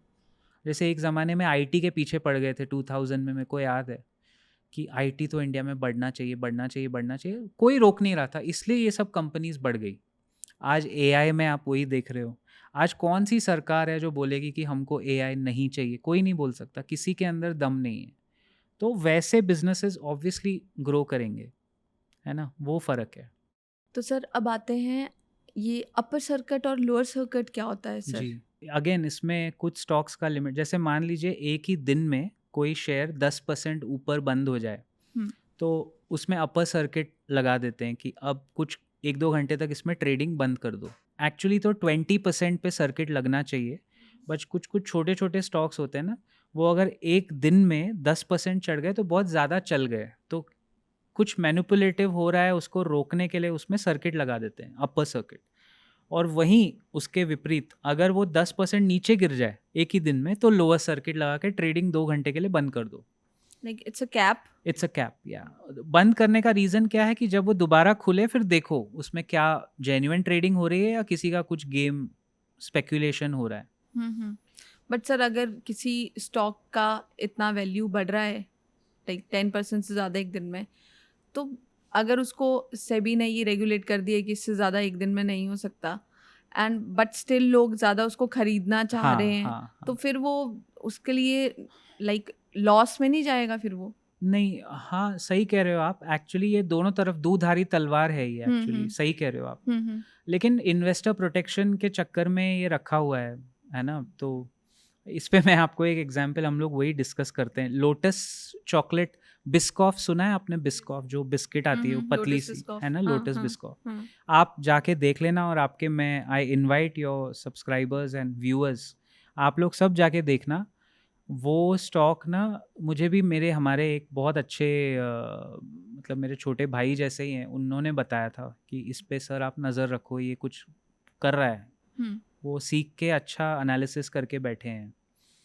तो जून मई 2024 में एक खबर आती है कि इसमें ना रिलायंस पैसा डालने वाला है इस कंपनी में। कंपनी में कुछ नहीं है फंडामेंटली, कुछ भी नहीं। प्रोडक्ट अच्छा है, महंगी बिस्किट बेचते हैं। हमारे क्राइटेरिया के हिसाब से रेशियोज उसके बिल्कुल बैठते नहीं है, ओवर वैल्यूड नहीं है, अंडर वैल्यूड भी नहीं है, लेकिन कुछ दम नहीं था उसमें। जब से ये खबर आई कि रिलायंस इसको खरीदने कुछ स्टेक लेने वाला है, वो 350-400 वाला स्टॉक हर रोज एवरी डे मॉर्निंग में 5% सर्किट पे बंद हो रहा है। स्टॉक खुलता है, ट्रेडिंग शुरू होती है, 5% सर्किट लगता है, अपर सर्किट। और पता है आपको, ये काम हुआ है 3 महीना, और वो 400 रुपये वाली चीज़ 2400 रुपये 2400 तक आ गई 3 महीने में। मतलब आप सोचो, सर्किट फिल्टर लगाने के बाद भी वो स्टॉक 6 गुना बढ़ा, हम्म। जो कि नेचुरल मूवमेंट नहीं है, लेकिन ये स्पेक्युलेटिव था क्योंकि एक बड़ी कंपनी ने उसमें पैसा लगाया। अब मेरे को नहीं पता उसके पीछे क्या हुआ नहीं हुआ, बट मुझे तो ये दिखा कि ना तो इसमें किसी को एंट्री करने का मौका मिला, ना किसी को एग्जिट। छोटे निवेशक को तो मिला ही नहीं होगा मौका। तो सर्किट फिल्टर लगाने के बाद भी स्टॉक तो चल गया। तो आपकी बात से मैं बिल्कुल अग्री करता हूँ कि अगर सर्किट ना हो, जैसे एक फ्लैट होना चाहिए कि 20% पे आप सर्किट लगाओ, 20% एक दिन में चल जाए तो मामला कुछ गड़बड़ हो सकता है। बट ये छोटे कंपनीज में ये लोग क्या करते हैं, 5% लगा देते हैं, 10% लगा देते हैं। उसमें थोड़ा अनफेयर है, आई अग्री विथ यू कि रुक सकता है उसका फ्लो। बट ऐसी कंपनी में देखो ना, 3 महीने लगातार रोज 5% बंद हुई। अच्छा, अगस्त में आके एक दिन आया जब वो 2400 जहाँ जाके वो ख़त्म हुआ, उसके बाद वो रोज़ 5% नीचे गिर रहा है। लोअर सर्किट भी उसी में लगा, लोटस में। हम्म। मतलब मुझे तो जो मुझे दिखा, मुझे नहीं पता क्या उसमें हुआ नहीं हुआ, मैंने अब तक उसका केस स्टडी एनालिसिस नहीं किया। जितना मैं देख रहा हूँ, जब उनको चलाना था वो स्टॉक चला, लोगों ने निवेश किया। जब उनको पेट भर गया कि 6 गुना हो गया यार 3 महीने में 6 टाइम्स, और जब उनको लगा चलो अब निकलते हैं इसमें से, कुछ और काम निपटाते हैं, निकले तो रोज़ 5-5% गिर भी रहा है वो। अभी अभी गिरने के ट्रेजेक्ट्री में आ गया, अब कहाँ जाके गिरेगा। तो ऐसे स्टॉक में फिर रिटेल इन्वेस्टर आके फंसता है, क्योंकि उनके रिश्तेदार उसको बोलते हैं ये स्टॉक देख, मैंने 500 में लिया था, ये 2000 हो गया, अब दोबारा आने दे इसको 1000 रुपये पे, मैं छोड़ूंगा नहीं इसको। ऐसी चीज़ें होती है ना। फंडामेंटल जब नहीं है तो आप कंपनी में कैसे, चाहे कोई भी निवेश कर रहा हो, आप करोगे तो फिर आप स्पेक्यूलेट ही कर रहे हो। जो हमारे रेगुलेटर का पहला उसूल है कि वो नहीं करना चाहिए, क्योंकि उसमें पैसा आप गवाओगे ही। आपको नहीं पता वो बड़े लोगों का क्या गेम है उसमें। आई don't no, by the way ये मैंने सिर्फ एक एग्जांपल लिया है, हमें नहीं पता उस जो पब्लिक डोमेन में हुआ स्टॉक में, वही मैं आपको बता रहा हूँ। बट सर अनसर्टेनिटीज हैं। बहुत है अनसर्टेनिटी तो, बट देन वही है ना, देखिए life is full of uncertainties. True. हाँ। मार्केट एक ज़िंदगी के लिहाज से भी आप बाज़ार को देख सकते हो एक्चुअली, कि जो आपकी ज़िंदगी चल रही है, आप रोड क्रॉस करते हो, खाना बनाते हो, हर चीज़ में अनसर्टेनिटी, कुछ भी हो सकता है। बिल्कुल सर। सर अब इन्वेस्ट करते हैं तो एक आइडियल ब्रेकअप क्या होगा सर? कितना म्यूचुअल फंड्स में जाएगा, कितना स्टॉक्स में जाना चाहिए जी। एक इक्विटी के लिए, इक्विटी पोर्टफोलियो के लिए? हम्म। एक वो आइडियल ब्रेकअप क्या रहता है अकॉर्डिंग टू यू? या श्योर। तो वही एग्जांपल लेते हैं, 25,000 रुपये किसी की मंथली सैलरी है, उसमें से वो कुछ भी करके 10,000 अलग कर रहा है कि 10,000 मुझे डालने हैं। तो मेरा तो यही सुझाव रहता है कि आपके जो फाइनेंशियल एडवाइज़र हैं वो आपको बताएंगे, बट अगर आप मुझसे पूछ रहे हो, मेरा ओपिनियन ये है, पर्सनल रिसर्च्ड ओपिनियन, कि 10,000 पर मंथ अगर डालने हैं तो मैं 5,000 या 6,000 के म्यूचुअल फंड लूँगा। अगर मैं बहुत ज़्यादा रिस्क टेकिंग इन्वेस्टर हूँ, उसमें टाइप्स होते हैं, high risk, medium risk, low risk. अगर कोई लो रिस्क इन्वेस्टर है, वो सीधा सीधा सारे 10,000 म्यूचुअल फंड में डाल के छूट जाए, मुझे देखना ही नहीं है स्टॉक्स। मीडियम रिस्क है, 5,000 म्यूचुअल फंड, 5,000 स्टॉक्स में, लिमिटेड रिस्क। और अगर हाई रिस्क वाला है तो वो 7,500 डायरेक्ट स्टॉक्स में डालेगा, 2,500 25% यानी म्यूचुअल फंड में डालेगा। ऐसा ही आप, बट अल्टीमेटली पैसा घुमा फिरा के बाजार में ही आ रहा है आपका, चाहे म्यूचुअल फंड में आए चाहे स्टॉक में आए। तो म्यूचुअल फंड का फ़ायदा ये हो जाता है ना, जैसे मैंने आपको वो टूरिज़्म वाला बताया था, टूरिज़्म का वो म्यूचुअल फंड बना है, अब उसमें 17-18 कंपनीज़ हैं। अब उसमें आप बोलोगे, मुझे शायद कोई बोल सकता है, चलो मैंने खुद ही ये सारी 18 कंपनीज़ मैं ले लेता हूँ और अपना खुद का एक म्यूचुअल फंड क्यों नहीं मैं चला सकता? Yes sir, I was coming to that I am only. हाँ, mirroring that same mutual hmm. Fund only, लेकिन अपना एक पोर्टफोलियो भी तो बना सकते हैं हाँ जी, म्यूचुअल फंड का। बिल्कुल, बिल्कुल। लेकिन उसमें फ़र्क ये है कि देखिए, आपके पास एक लिमिटेड अमाउंट ऑफ कैश होगा, जितना भी हो 40-50 लाख, 1 करोड़ भी हो तो लिमिटेड है। उस म्यूचुअल फंड में रोज़ 20 करोड़ रुपए आ रहे हैं एज़ वी स्पीक। तो उस बंदे का तो एवरेजिंग रोज़ हो रहा है ना, वो रोज़ 20 करोड़ रुपए इन 18 स्टॉक्स में पता नहीं डिवाइड करके प्रोपोर्शन में लगा रहा है। समझ रहे हो? तो वैसे उतना हमारे पास तो बट कभी सर होगा यहाँ नहीं। पे फिर वो बीच में दैट फंडर की या फिर जो भी दैट बीच में ब्रोकरेज या जो हाँ, रहती है हाँ, वो भी हाँ, तो हाँ, हाँ, बचेगी। हाँ, हाँ, वो बच जाएगी हाँ, आपकी, हाँ। खुद लेकिन की फिर मेहनत ज़्यादा है बट लेकिन हाँ, फिर आपको डेली वो ट्रैक करना पड़ेगा कि वो कब किस स्टॉक को छोड़ रहा है, पूरा मिरर करना पड़ेगा आपको तो अगर अगर आपको समवन जो बहुत इस फील्ड में स्पेशलाइजेशन रखता हो आपकी तरह, तो आप ऐसा प्रेफर करोगे सर ऐसा नहीं, करना? नहीं, नहीं? मैं इतना टेंशन क्यों लेंगे जी? वो कर रहा है ना, उसको 1% दे दो, जो भी उसका brokerage commission, exit load, expense ratio मिला के 1-1.5% होता है, वो ले लो भाई, लेकिन तुम ही सँभालो इसको, क्योंकि शायद मैं बायस्ड हूँ, शायद मेरा ओपिनियन बायस्ड है, क्योंकि मैंने ज़्यादा रिटर्न म्यूचुअल फंड में बनाए हैं, शायद। देखो ना, वो सामने से मैं बता रहा हूँ आपको। हम्म। अगर किसी ने स्टॉक से ज़्यादा बनाए होंगे तो वो बोलेगा, नहीं, नहीं, तू स्टॉक में ही कर ले, मैं खुद कर लूँगा, आप टेंशन मत लो। क्योंकि उसको क्या लग रहा है ना कि वो इसको बीट कर सकता है। ऐसे भी लोग हैं जिनको लगता है मेरे रिटर्न म्यूचुअल फंड मैनेजर से बेटर हो सकते हैं।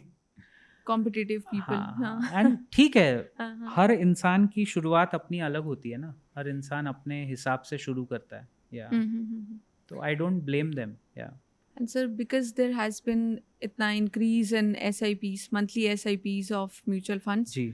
आपने पिछले एपिसोड में बताया अभी तकरीबन 21,000 का, हुँ, तो सर क्या ये अफेक्ट करेगा बैंक क्रेडिट डिपॉजिट रेशियो को? हाँ जी, सर हाँ पहले जी। तो ऑडियंस को प्लीज़ बता हाँ, दीजिए ये बैंक क्रेडिट डिपॉजिट रेशियो क्या होता है? हाँ, तो ये अभी बहुत चर्चा में है, CDR, credit deposit ratio. RBI का खुद का गाइडलाइन है कि 80% के ऊपर सीडीआर नहीं होना चाहिए।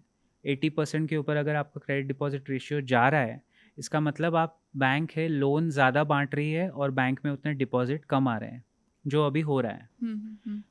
अच्छे-अच्छे बैंकों का 100% हो गया है CDR, which is not good. तो आरबीआई को चिंता, देखो ये लोग चिंता तो आके बता देते हैं मीडिया में, लेकिन फिर इनको सॉल्यूशन भी बताना चाहिए। पंगा क्या हो रहा है, आपका सवाल ये था ना कि सीडीआर क्या है और क्या वो अफ़ेक्ट करेगा। बट ऐसा नहीं है कि लोग बैंक में डिपॉज़िट नहीं कर रहे हैं और वो पैसा मार्केट में आ रहा है, उस वजह से बैंकों में कम पैसे आ रहे हैं, ऐसा नहीं है। हमारे देश में करंट अकाउंट, उस पे इंटरेस्ट रेट तो मिलता नहीं है। बिल्कुल। सेविंग्स पे मिलता है 3.5%, 3.5%। बिल्कुल कुछ भी नहीं है वो। तो अगर बैंकों को चाहिए कि उनके पास पैसे आएँ, सीडीआर कम हो, ये प्रॉब्लम गैप, तो आप इंटरेस्ट दो ना, मैंने वही कहा ना, 10% क्यों नहीं आप लेके आते प्रोडक्ट, लेकिन बैंकों का वो बिज़नेस मॉडल अभी उनको परवड़ेगा नहीं, जैसे मुंबई में बोलते हैं ना, ये अपने को परवड़ता नहीं है। परवड़ता नहीं मतलब हमको जमता नहीं नहीं है। जमेगा, हाँ, वही हम्म। वो। हाँ, हाँ। तो उनको वो शायद बिज़नेस मॉडल सूट नहीं करेगा। अब उनको ना कुछ नया इजाद अब करेंगे, बैंक्स भी करना डूबेंगे तो पड़ेगा शायद, हाँ, वरना डूबेंगे। सही बात है। सीडीआर के वजह से बैंक्स का थोड़ा शॉर्ट टर्म रिस्क है, लेकिन मैं आपको बताऊँ, शायद आपके दर्शकों को पता होगा, 3 बैंक्स हैं जो गवर्नमेंट ने नोटिफ़ाई की हुई हैं कि ये कभी फेल नहीं होंगी। सिस्टमिकली इम्पोर्टेंट बैंक्स, उसमें सबसे पहले नाम आता है एसबीआई। हालाँकि आई am not a big fan of SBI, क्योंकि उनके नॉन परफॉर्मिंग एसेट्स बहुत ज़्यादा हैं, एनपीएस, जो बैंकों में सबसे कम है एचडीएफसी बैंक के पास। तो एसबीआई, एचडीएफसी बैंक और आईसीआईसीआई बैंक, ये तीनों को सरकार ने देश के सिस्टमिकली इम्पोर्टेंट इंस्टीट्यूशंस में डाला है कि चाहे कुछ हो जाए, ये तीनों बैंक तो हम फेल नहीं होने देंगे, हो ही नहीं सकता। तो आपके सामने 3 स्टॉक तो सरकार ही बता रही है आपको। भाई जो बैंक फेल नहीं हो सकती है और सरकार गारंटी दे रही है कि ये तो हम डूबने नहीं देंगे, तो बस बात ख़त्म हो गई ना आपके सामने। आपको करना क्या है, वो तीनों में से जाके देख लो कौन सी 3 में से बेस्ट है। जैसे मैंने अपनी चुन ली है तीनों में से, तो मैं उसमें पकड़ के बैठा हूँ। हालाँकि वो 4 साल से उस बैंक ने कुछ किया नहीं है, लेकिन मेरा वो है, दूर-दराज़ का हमारा क्राइटेरिया है। क्योंकि कभी-कभी ना स्टॉक आपको बड़ा परेशान करेगा, 3-3, 4-4, 5-5 साल कुछ करता नहीं, और जब वो फिर चलता है 6वें साल मैंगो ट्री की तरह, तो वो पूरे 6-7 साल का छप्पर फाड़ के आपको देके भी जाएगा। फ्रूट्स आएगा वो। करेक्ट। वो पूरा कवर अप कर लेता है। जो लोग उस जर्नी में रुक जाते हैं वो काफ़ी कमा लेते हैं। जो लोग फ्रस्ट्रेट होके 90% पब्लिक स्टॉक को छोड़ के भाग जाती है। आईटीसी के साथ भी यही हुआ, एचडीएफसी बैंक के साथ भी अभी यही होगा, ज़ोमैटो के साथ भी यही हुआ, आईआरएफसी के साथ भी यही हुआ। और जितने मल्टीबैगर आप देखो आज कल में, सबका एक पीरियड आया फ्लैट लाइन, जिसमें कुछ रिटर्न बने नहीं, लेकिन जो जो निवेश उसमें करते गए और पकड़ के रखे ऐसे। क्योंकि देखो ना, आपने मुझसे शुरू में पूछा था पिछले एपिसोड में, प्रॉपर्टी लोग बेचते नहीं हैं क्योंकि प्रॉपर्टी का भाव हम डेली चेक नहीं करते। तो जो स्किल हमारे निवेशक में है कि प्रॉपर्टी तो मैं होल्ड करूंगा, बेचूंगा नहीं, वो सेम स्किल आपको स्टॉक्स में चाहिए। वो सिर्फ वहाँ पे एक इमोशनल अटैचमेंट हाँ रहती हाँ, है आप रह प्रॉपर्टी। रहे हो उसमें, हाँ, या आपने रेंट पे चढ़ाई हुई है। वो डायलॉग्स भी रहते हैं ना, ये घर बेचेगा तू, ये तेरे दादा ने बनाया हाँ, था, लाइक। बहुत अच्छी बात, बहुत बढ़िया आपने बात, क्योंकि उससे इमोशनली अटैच हो जाते हैं, राइट, करेक्ट बहुत बोल ज्यादा। रहे हो, हाँ। लेकिन आप देखो ना, मान लो आपकी एक सिंपल मैथ, मान लो आपकी 1 करोड़ की प्रॉपर्टी है कहीं भी इंडिया में, 1 करोड़ की प्रॉपर्टी का रेंटल कितना आएगा? 25,000, 30,000 से ज़्यादा तो नहीं आएगा। नहीं। वो भी मैं हायर एंड पकड़ रहा हूँ। अच्छा, उसमें आप ब्रोकरेज काट लो 3,000 रुपये, तो 27,000 बचा आपका। उसमें आपके टैक्स भी कटेगा, इनकम में गिना जाता है वो, बिल्कुल। तो 25,000 आपको मिला, सब चुका चुकू के 25,000 on a property of 1 crore. 1 crore. If I multiply 25,000 rentals into 12 months, तो 3 लाख रुपए मैंने साल के बनाए उस प्रॉपर्टी पे जिसकी वैल्यू है 1 करोड़। तो रेट ऑफ रिटर्न मेरा हुआ 3%, which is lower than a savings bank 3.5%। समझ रहे हो आप? तो इस तरह अगर मैं बताऊंगा किसी को, तो कल से कोई प्रॉपर्टी रेंट पे डालेगा ही नहीं। लेकिन वही ना, वो सोच नहीं डेवलप है वैसी। वो 1 करोड़ की प्रॉपर्टी आज भी ईएमआई पे लेके उसको रेंट पे चढ़ा के जो सुख मिलता है किसी को शायद वो फाइनेंशियली नंबर्स में बताया पता नहीं, मैं तो नहीं करना चाहूँगा। क्योंकि इसके दूसरे अच्छा, लोग बोलेंगे ऑप्शन क्या है मेरे पास, तू बता दे। तो आपके पास है AIF, ऑल्टरनेट इन्वेस्टमेंट फंड, जो 15-16%, 20% रिटर्न देते हैं। अच्छे AIF हैं, अच्छे फंड मैनेजर ढूंढोगे तो क्यों नहीं देंगे। उसका तो मिनिमम टिकट साइज ही 1 करोड़ है, जो मैंने आपको कहा था। तो या आप 1 करोड़ के 20-20 लाख के 5 म्यूचुअल फंड ले लो। कितने ऑप्शन है आपके पास। या आपको कौन कह रहा है, never put all eggs in one basket. आप 50 लाख की छोटी प्रॉपर्टी ले लो, बाकी 50 लाख म्यूचुअल फंड में डाल दो, डाइवर्सिफाई कर लो। कौन कह रहा है आपको वो। अल्टीमेटली रियल एस्टेट का जो रेंटल रिटर्न है इंडिया में, वो बहुत कम है, वो ज़्यादा नहीं है। तो जिस दिन लोग वो समझेंगे, आप देखोगे प्रॉपर्टियाँ एक पॉइंट के आगे सैचुरेट हो जाएगी ना। हाँ, मे बी आएगा वो टाइम। आ ही रहा है, देखो ना, कोविड के टाइम जिसको ज़रूरत थी पैसे की, अगर उसकी प्रॉपर्टी अव्वल तो बिकी नहीं होगी, अगर बिकी तो उसने डिस्ट्रेस में कम भाव में बेची होगी। तो खराब टाइम में तो आपके काम आई नहीं ना रियल एस्टेट। वही सर, वो फाइनेंशियल अवेयरनेस नहीं है। वेर एज उस बनिस्पत इसके, अगर आपके पास म्यूचुअल फंड होते 2 करोड़ के, और ऐसी महामारी आ गई है, कुछ भी हो गया, 2 करोड़ नहीं बेचने आपको, 1 करोड़ बेचना है, 5 मिनट में आपके म्यूचुअल फंड बिक जाएंगे। लॉगिन किया, सेल किया, कौन खरीदार है, कुछ नहीं। प्रॉपर्टी बेचने में आपको पहले बायर ढूंढो, फिर प्राइस पे अग्री करो, फिर ब्रोकर, फिर 50 नखरे, इसमें 6-8 महीने तो ऐसे ही चले जाते हैं। और फिर अल्टीमेटली वो बोलता है, अरे यार ठीक है यार, 1 करोड़ की 85 लाख मिल रहा है ना, दे दे यार, छोड़ दे। यही करते हैं सब लोग। मतलब कोविड में तो ऐसा हुआ है, मेरे सामने की बात है। हम सब ने जो मिल रहा था भाव, अगर पैसे की ज़रूरत आन पड़ी तो किया है लोगों ने काम, जो नहीं करना चाहिए था। Actually that was against the rule of investment, कि आप प्रॉपर्टी जैसी चीज़ अव्वल तो बेच रहे हो, ऊपर से डिस्ट्रेस में कम भाव में क्यों बेच रहे हो। तो है, मिसमैच है वो सोच में। यस सर, बिल्कुल। Sir, what are the different types of mutual funds? हाँ, आपने कोई पॉपुलर टाइप आपके माइंड में सुना हुआ है आपके जनरेशन में ऐसा कुछ? नहीं सर, ऐसा कोई। सो देर आर, जैसे मैंने कहा था, फ्लेक्सी कैप होते हैं जो मिक्सचर होते हैं, फिर सिर्फ लार्ज कैप होते हैं, mid cap, large cap, small cap, flexi cap, hybrid, balance advantage, तरह तरह के, नाना तरह के म्यूचुअल फंड हैं। और आपको उसका फ़ंड डॉक्यूमेंट पढ़ना चाहिए, इन्वेस्टमेंट ऑब्जेक्टिव पढ़ना चाहिए कि ये फ़ंड कहाँ आपके पैसे लगाएगा। तो मैं अगर बैंकिंग, एनबीएफसी, आईटी में इंटरेस्टेड हूँ तो आईटी वाले म्यूचुअल फंडों में मेरा ध्यान ज़्यादा जाएगा, टूरिज्म वाले फंडों में मेरा ध्यान ज़्यादा जाएगा। तो लार्ज कैप, मिड कैप क्या है, कंपनी का जो साइज़ होता है ना, छोटी कंपनी है तो स्मॉल कैप फंड में सारी छोटी companies, okay. Medium size MSME medium size है तो मिड कैप फंड में सारी मीडियम साइज कंपनी, और लार्ज कैप में सब बड़े बड़े, रिलायंस, इन्फोसिस, एचडीएफसी बैंक। मैं आपको एक चीज़ बताना चाहूँगा, हमारे मार्केट का 30% से थोड़ा ज़्यादा, 33, बट आप 30 मान लो round figure, 30% of the Nifty is just 3 companies, Reliance, HDFC bank और इन्फोसिस। इन तीनों का वेटेज यानी वजन हमारे बाजार पे टोटल 30% है। तो जब ये तीनों स्टॉक साथ में चलते हैं ना, उस दिन निफ्टी लाइफ हाई मारता है। ये भी एक एल्गोरिदम में मेरे को पता चला। और जब ये तीनों में से 2 नीचे गिरते हैं अगर, उस दिन आपका निफ्टी नीचे ही बंद होगा, क्योंकि 30% बाजार तो 3 स्टॉक्स में ना, तो वो 30 में से अगर 2 एक तरफा चल रहे हैं ऊपर या नीचे, वो बाजार को ड्रैग करेंगे। वेटेज इतना है ना उनका।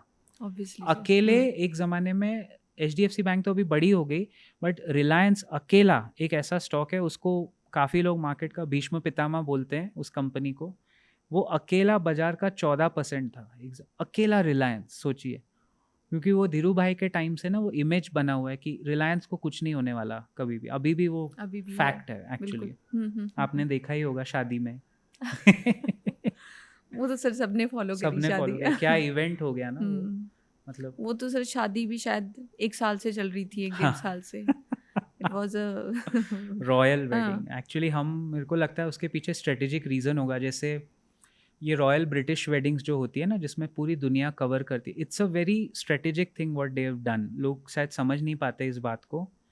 भाई, जिस वेडिंग में किम कार्दाशियन आपके चार्टर्ड प्लेन में आती है और उसको आप नचा रहे हो छम्मक छल्लो एकॉन के गाने पे, बिल्कुल सर। सोचो ना, आपने, you are giving a message to the world that you know we have arrived. And हमारे रिचेस्ट मैन ऑफ एशिया है Mukesh Ambani, not India, Asia के रिचेस्ट मैन के बेटे की शादी हो रही है। तो आप, ये सब सिंबॉलिक जेस्चर्स होते हैं जो कभी कभी शायद उनको करने पड़ते होंगे। एंड रिलायंस कोई भी काम विदाउट मॉनेटरी इंटरेस्ट तो नहीं करेगा, क्योंकि मार्केट में इज्जत बहुत है रिलायंस की। और जिस दिन रिलायंस गिरने लगता है ना 5%, 7%, तो सबको डर लगता है बाजार में क्या हो रहा है। बाकी कोई स्टॉक का इतना अटैचमेंट नहीं है फ्रैंकली स्पीकिंग। जुलाई 2022 में एक दिन आया था, सरकार ने ना एवं ही बैठे बैठे एक विंडफॉल टैक्स लगा दिया। विंडफॉल टैक्स करके एक नया इजाद किया उन्होंने, टैक्स, जिसमें हमारी ये सरकार बहुत इंटेलिजेंट है एक तरह से। मैं और कोई वर्ड नहीं, मैं कहूँगा इंटेलिजेंट है वो लोग, समझदार हैं। विंडफॉल टैक्स वो था कि कोविड के दौरान ऑयल रिफाइनिंग और ऑयल रिलेटेड कंपनीज ने काफ़ी पैसे बना लिए, चलो अभी टैक्स लाओ, तो विंडफॉल गेन्स में विंडफॉल टैक्स भरो। मुझे याद है मैं कहीं कुछ पढ़ा रहा था, कोई सेमिनार में था मैं, 11:30 बजे थे सुबह के, मार्केट चल रहा था, सडनली ये खबर आती है और रिलायंस उस दिन जुलाई 25 2022 के आसपास, उसी हफ्ते का दिन था, मुझे एग्जैक्ट डेट याद नहीं है, वो वीक था, 7% नीचे गिरा अकेला रिलायंस उस दिन। बहुत दिनों के बाद मैंने देखा कि मोटा भाई की कंपनी 7% एक दिन में गिरी। उस वक्त हमारे जैसे लोग भी ना थोड़ा, हमको लगता है भाई ये क्या हो गया, ये रिलायंस क्यों गिर रहा है। वो नहीं गिरना, भीष्म पितामह को कुछ होना नहीं चाहिए, बाकी आप गिरो पढ़ो जो करना है करो। सो बाय डिफ़ॉल्ट देखो ना, एक स्टॉक आपके सामने है जिसने निवेशक को कभी डिसअपॉइंट नहीं किया, रिलायंस है। कभी निवेशक का पैसा उसमें डूबा नहीं है आज तक। अब उन्हीं की एक कंपनी आ गई, जियो फाइनेंशियल सर्विसेज, तो वो नए जनरेशन के लिए मोटा भाई ने एक और आपको दे दिया उठा के टॉय, कि अब शायद, हमको तो लगता है, I am very bullish and on Jio financial, I am very bullish on Reliance retail, जो अभी तक लिस्ट नहीं हुई है, अब होने वाली है। उनका बिजनेस मॉडल मैंने स्टडी किया है, हम्म, मेरे को लगता है वो डी मार्ट को पछाड़ देंगे। अलग बिजनेस मॉडल है, कंपेरेबल नहीं है, लेकिन रिलायंस रिटेल में उनका बहुत सही गेम खेल रहे हैं वो लोग, अच्छे ग्रोथ नंबर्स आते हैं उसके। तो अगर आपको ठीक ठाक मिल गया है और मार्केट शेयर है और रिलायंस के ग्रुप की कंपनी है, तो वो कहाँ डूबेगी? तो फिर आप क्यों नहीं उसमें डालना चाहोगे पैसे? सोचो आप उस टाइम, वो भी एक एंगल होता है ना, नो फ्रिल्स इन्वेस्टमेंट, जहाँ मुझे कुछ दिमाग नहीं लगाना, मैंने पैसे लगाए अंबानी के ऊपर, बस मुझे मुझे इन पे भरोसा है। अंबानी नाम सुन के सुन के जस्ट हाँ, हाँ बस nice, okay. आपको पता है रिलायंस पहले डेट था उनके ऊपर थोड़ा सा, 65,000 करोड़ का डेट था। कोविड के पहले तक मैं कभी रिलायंस की बात नहीं करता था, मतलब हमारे ट्रेनिंग प्रोग्राम में। फिर मुकेश अंबानी का बर्थडे आता है, 19 अप्रैल को उनका बर्थडे रहता है, तो 19 अप्रैल 2020, सोचो बिल्कुल अपने जन्मदिन पे उन्होंने डील अनाउंस करी। Mark Zuckerberg of Facebook bought 9.99% of Jio for 65,000 crore. ऐसा कुछ करके पैसे रेस, इसको हम बोलते हैं पैसे रेस करना फ्रॉम द मार्केट। अपना ही स्टेक उन्होंने बेचा। जियो आप भी जानते हो, मैं भी जानता हूँ, इतना बड़ा इंडिया का सबसे बड़ा ब्रांड हो गया है टेलीकॉम में, उसका 10% से थोड़ा कम स्टेक बेच के कैसे भी कुछ भी करके 65,000 करोड़ उन्होंने जनरेट किए और अपना डेट चुका दिया पूरा। और वहाँ से वो कंपनी मेरे रेडार में आ गई, क्योंकि मुकेश अंबानी जी ने 2016 के एजीएम में ये कहा था कि हम 5 साल में डेट फ्री हो जाएंगे, और उन्होंने वो करके दिखाया। कोविड जैसी महामारी के बीचों बीच करके दिखाया। इस वजह से बाजार में रिलायंस की इज्जत है। नहीं सर, वो ऑब्वियसली इतने एडवांस्ड हैं इन हाँ, सब चीज़ों हाँ, में। हाँ, क्योंकि जब इनका शायद ये प्री वेडिंग सेलिब्रेशन चल रहा था, जी, उस टाइम जी। रिहाना आए। हाँ तो सब लोग तो वो देख रहे थे अरे कि वाह! सेलिब्रिटीज रिहाना के साथ नाच रहे हैं। आप बड़ी बट इज्जत से आपने कहा हाँ रिहाना जी, आए। रिहाना जी आए सबके साथ नाचे। हाँ, बट किसी को ये नहीं पता चला कि इंडियन मार्केट में उस टाइम फेंटी ब्यूटी आ जी, गया, हाँ। और उसमें ही शायद जियो ने कुछ स्टेक है उनका, स्टेक है हाँ, उनका। वेरी गुड पॉइंट, हम्म, वेरी गुड। वो बिल्कुल कभी वो वही बहुत स्मार्टली चलते हैं ना, लोगों को सिर्फ चकाचौंध दिखता है उस टाइम। करेक्ट, बिल्कुल सही है, बिल्कुल। और richest family for a reason है। Sir, what is ETF investing? Exchange traded funds होते हैं ये, ईटीएफ बोलते हैं। जैसे निफ्टी का ईटीएफ हो गया, या सेंसेक्स का ईटीएफ, या गोल्ड का ईटीएफ होता है। वो क्या करता है, ईटीएफ का मतलब है जो चीज़ का आप ईटीएफ पकड़ो वो उसके प्राइस को ट्रैक करेगा और उसका इंडेक्स बना के उसमें आपके पैसे डालता रहेगा। जैसे अगर मैं निफ्टी ईटीएफ में डालूं तो मैं निफ्टी पे पैसे लगा रहा हूँ देश के ऊपर। सेंसेक्स ईटीएफ पे डालूं तो सेंसेक्स के जो स्टॉक्स हैं वो उस हिसाब से ईटीएफ सेंसेक्स की तरह चलेगा। और गोल्ड ईटीएफ अगर है तो वो गोल्ड के भाव के हिसाब से वो चलेगा या गिरेगा। जो ETF is like no brain investor, no brainer है वो। जिस चीज़ में आपको, जैसे काफ़ी सारे ईटीएफ्स ना इसके भी आजकल निकल आए हैं, अलग अलग सेक्टर के हो गए, सीमेंट के हो गए हैं, या आईटी सेक्टर के ईटीएफ हैं। कंज्यूमर एक बहुत अच्छा सेक्टर है, कंज्यूमर ड्यूरेबल्स या कंज्यूमेबल ईटीएफ निकल आए जिसमें ये इमामी, डाबर, ये सारे स्टॉक है। तो अगर आपको लगता है कि देश में कंजम्पशन बढ़ रहा है, लोग खर्चा कर रहे हैं, तो आपको वो कंज्यूमर एफएमसीजी वाला ईटीएफ अलग एक वो सेक्टर पकड़ा दो। It's sector specific. ईटीएफ का मतलब है आप उस सेक्टर पे या अपने देश पे उस पे पैसे लगा रहे हो, तो उसमें जो जो स्टॉक्स होंगे उस हिसाब से वो चलेगा। फिर नेस्ले और ब्रिटानिया ये दो ही हैं, एक ईटीएफ है उसमें, ये दो ही स्टॉक हैं, बताइए। क्योंकि वो दोनों चलती, कभी रुकने नहीं वाली। आप देखो ना, कोविड जब आया घर में किसी ने बिस्किट मंगाने तो बंद नहीं किए ना, तो ब्रिटानिया सीधा सीधा आपके पास है, चलता रहेगा वो। नेस्ले सेरेलैक मैंने आपको बताया था सबसे ज़्यादा बिकता है, वो चलता रहेगा, वो बंद, ये सब चीज़ें बंद नहीं होती कभी। लेकिन इसमें ग्रोथ स्लो है बट स्टेडी है। सो ईटीएफ आपको स्लो स्टेडी 12% 13% दे जाएगा रिटर्न घुमा फिरा के। सो सर, हमने ये लॉन्ग टर्म एंड पेशेंस से रिलेटेड इतनी सारी बातें कर ली कि इन्वेस्टमेंट, ये स्टॉक्स एंड म्यूचुअल फंड्स, इसमें आपको इतना वेट करना पड़ेगा, पेशेंस रखनी पड़ेगी जी। तो सर अब आते हैं थोड़ा शॉर्ट टर्म पे। जी जी जरूर। Sir, what is intraday trading? I am sure आपके ऑडियंस का ये फेवरेट टॉपिक हो सकता है, क्योंकि हमारे यहाँ सबको इंस्टेंट कॉफ़ी की ना आदत सी हो गई है। इंट्राडे तो यार वही, सब जितना भी पैसा आपके पास है, आप सुबह मार्केट में आए 9:15 बजे, तैयारी करके दुकान खोली, आपने शटर ऊपर किया और आपके टारगेट के हिसाब से 500 600 700 रुपये, जो आपकी मर्ज़ी, जितना कैपिटल है उसका एक परसेंटेज कमा के आप निकलना चाहते हो 3:15 के पहले, 3:30 के पहले। That is intraday. स्पेकुलेशन है वो बेसिकली, कि एक ही दिन में बाय भी कर लो, सेल भी कर लो, कोई भी स्टॉक या कोई भी जो भी। और शॉर्ट टर्म में वैसे फ्यूचर्स एंड ऑप्शंस होता है, जिस पे बहुत अभी चर्चा हो रही है। FNO। एफएनओ पे हमारे रेगुलेटर काफ़ी सख्त उस पे रुख ले रहे हैं, क्योंकि अब ये भी रेगुलेटर की रिपोर्ट है कि 90% लोग एफएनओ में लॉस करते हैं। बट मैं ये कहना चाहता हूँ कि देखिए, हमारे देश में आप कोई भी काम करने जाओगे ना, उसका सक्सेस रेट 10% ही है। कैसे?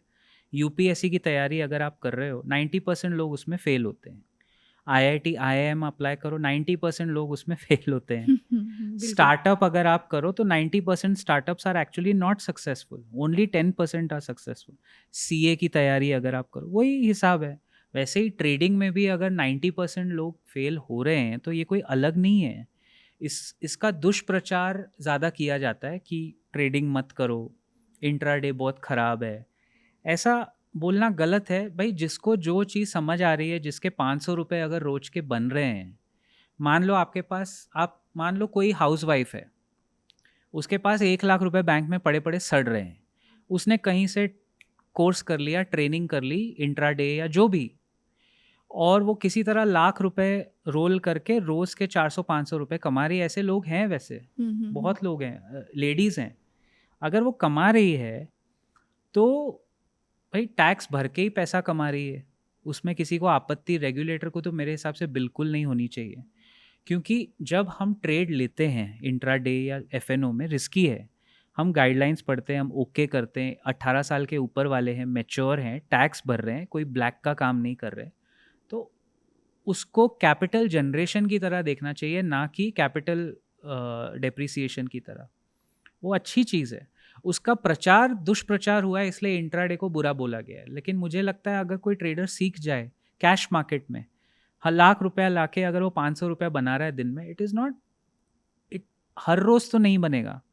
लेकिन अगर आपने 100 दिन भी ये काम कर लिया, बाजार के 365 में से 220 दिन मार्केट चलता है, सैटरडे संडे मार्केट बंद होता है, 220 में से 100 दिन भी अगर आप 500 रुपये बनाने में कामयाब हो गए, तो आपके 50,000 रुपये बन गए ना।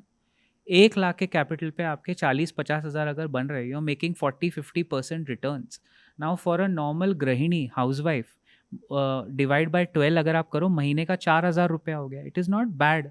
वो 4,000 रुपये में वो कुछ भी कर सकती है, घर का सामान ला सकती है, शायद अपने जिम की फीस भर सकती है, शायद अपना कुछ शॉपिंग स्पॉन्सर कर सकती है बिना किसी पे निर्भर हुए।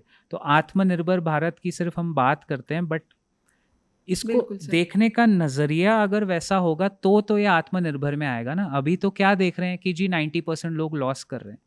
बट ठीक है, मतलब भाई मैच्योर इंसान है, अपनी मर्जी से ट्रेड लेते हैं, कोई आपकी ज़बरदस्ती थोड़ी है। अच्छा, कौन कह रहा है ये लॉस कर रहे हैं? सरकार। सबसे ज़्यादा पैसा हर ट्रेड में सरकार कमाती है। आपको मैं शायद बताना चाहूँगा, सिक्योरिटी ट्रांजैक्शन टैक्स STT लेती है हर ट्रेड पे, चाहे हम प्रॉफिट करें या लॉस करें। ब्रोकरेज कटता है, STT कटता है, प्रॉफिट पे STCG हम भरते हैं, और लॉन्ग टर्म प्रॉफिट पे LTCG भरो। मतलब कम से कम 7-8 तरह के टैक्सेस हैं जो सरकार हमसे कमाती है, चाहे हम प्रॉफिट में हो या लॉस में हो। वो तो स्लीपिंग पार्टनर है, उसको तो कमाना ही कमाना है। उसके बावजूद वो ये समझ नहीं पा रहे और कह रहे हैं कि FNO ट्रेडिंग मत करो। तो ये थोड़ा मुझे ना समझ नहीं आता, ये उनका रुख ऐसा क्यों है। एडुकेट करते नहीं है, एडुकेशन कराना चाहिए, बल्कि रेगुलेटर को तो आगे आके प्रोग्राम्स करने चाहिए। एक हमसे फीस ली जाती है हर ट्रेडर से, इन्वेस्टर प्रोटेक्शन फंड और इन्वेस्टर एडुकेशन फंड, ये भी हम देते हैं जो ट्रेड ले रहा है। सर ये? थोड़ा थोड़ा एक अमाउंट ना, 12-15 रुपए या 0.1% कुछ कटता है हमारा हर ट्रेड में। ये कायदे से जाता है, सेबी का इन्वेस्टर प्रोटेक्शन फंड है, कि उसमें काफ़ी पैसे हैं, कि क्या कुछ इन्वेस्टर के साथ अगर कभी कुछ गलत काम हो गया, कोई लूट लिया गया या किसी ब्रोकर ने धोखा दे दिया, तो सेबी उसको वहाँ से कॉम्पनसेट करता है। अब मुझे नहीं पता एजुकेशन प्रोग्राम वो कितने कर रहे हैं, आई डोंट नो, मैंने नहीं देखा, कर रहे होंगे शायद, लेकिन कायदे से वो पैसा इन्वेस्टर के एजुकेशन में लगना चाहिए, ताकि अगर आप बोल रहे हो 90% लोग लॉस कर रहे हैं तो 90 में से हम 50% प्रॉफिटेबल कैसे करें। इन एडुकेट करना नहीं चाहते, फिनफ्लुएंसर्स पे आप लगाओ 50 तरह के रिस्ट्रिक्शन, अच्छी बात है, बट फिर ये वो मत बनो ना, मॉरल पुलिसिंग कैसे कर सकते हो आप कि ये गलत है। तो ट्रेडिंग जो है ना, आपका सवाल है, ट्रेडिंग को गलत, मेरे को लगता है उसका प्रचार गलत हुआ है, क्योंकि आप दोनों कर सकते हो, यू कैन डू इन्वेस्टमेंट एक side and you can do trading also in other stocks. उसके लिए नेगेटिव इतना क्यों बोल क्योंकि रहे हैं लोगों सर? ने लॉस ज़्यादा किया है ना, वही लोग, आपको मैंने कहा था ना, सट्टा जुआ सट्टे वाला काम ट्रेडिंग नहीं है। You have to think trading is a business. अगर आप ट्रेडिंग को एक फुल टाइम बिजनेस की तरह करोगे तो आप पैसे बना सकते हो, क्योंकि उससे आपकी रोजी रोटी जुड़ जाएगी फिर। इसके भी टाइप्स होते हैं सर हाँ, ट्रेडिंग के? टाइप मतलब क्या है कि प्रॉप ट्रेडिंग बहुत पॉपुलर है कुछ कुछ कंट्रीज में, उसको प्रॉप ट्रेडिंग बोलते हैं। प्रॉप ट्रेडिंग यानी एक कंपनी है, इंडिया में तो ये कॉन्सेप्ट इतना पॉपुलर नहीं है, लेकिन जैसे अगर आप यूएई जाएंगे, दुबई वुबई में देखोगे, तो मैंने देखा था कि वहाँ जब हम विजिट करते हैं तो वहाँ थोड़ा अजीब लगेगा आपको शायद इंडियंस को सुनने में, मतलब वो आपको पैसे देते हैं। अगर आप एक टेस्ट पास कर लिए, मॉक ट्रेडिंग उनकी होती है टेस्ट, अगर आप वो क्लियर कर गए, थोड़ी टफ होती है वो, तो अगर आप उसमें प्रॉफिटेबल निकल गए मॉक ट्रेडिंग में, तो वो आपको कुछ पैसे देंगे, अपने साइड से $50,000 ले लो और तुम ट्रेड करो, तुम जितना कमाओगे 20% वो रख लेगा कंपनी और 80% प्रॉफिट आपको दे देगा। कैपिटल उनका, ट्रेडिंग आपकी।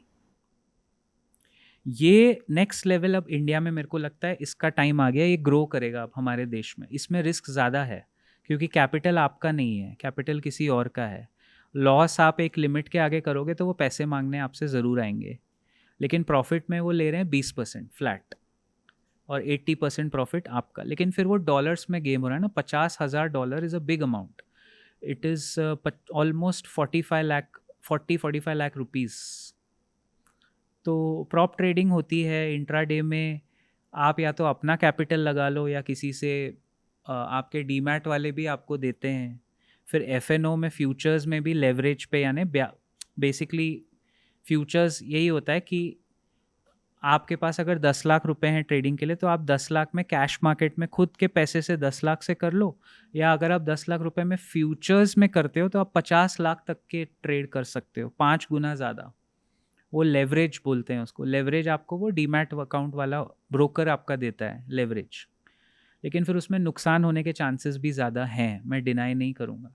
तो मुझे तो ऐसा लगता है, मैं आपके माध्यम से ये रेगुलेटर को रिक्वेस्ट करूँगा विथ फोल्डेड हैंड्स, कि मुझे ऐसा लगता है कि इनको ना इन्वेस्टर प्रोटेक्शन ट्रेनिंग प्रोग्राम्स करने चाहिए और कंपलसरी ग्रेजुएशन का कोर्स लाना चाहिए 12वीं के बाद, 12th के बाद, रिगार्डिंग यही वाला स्टॉक चीज़ है, market. Stock why market. Not have a bachelors in stock market, BSM?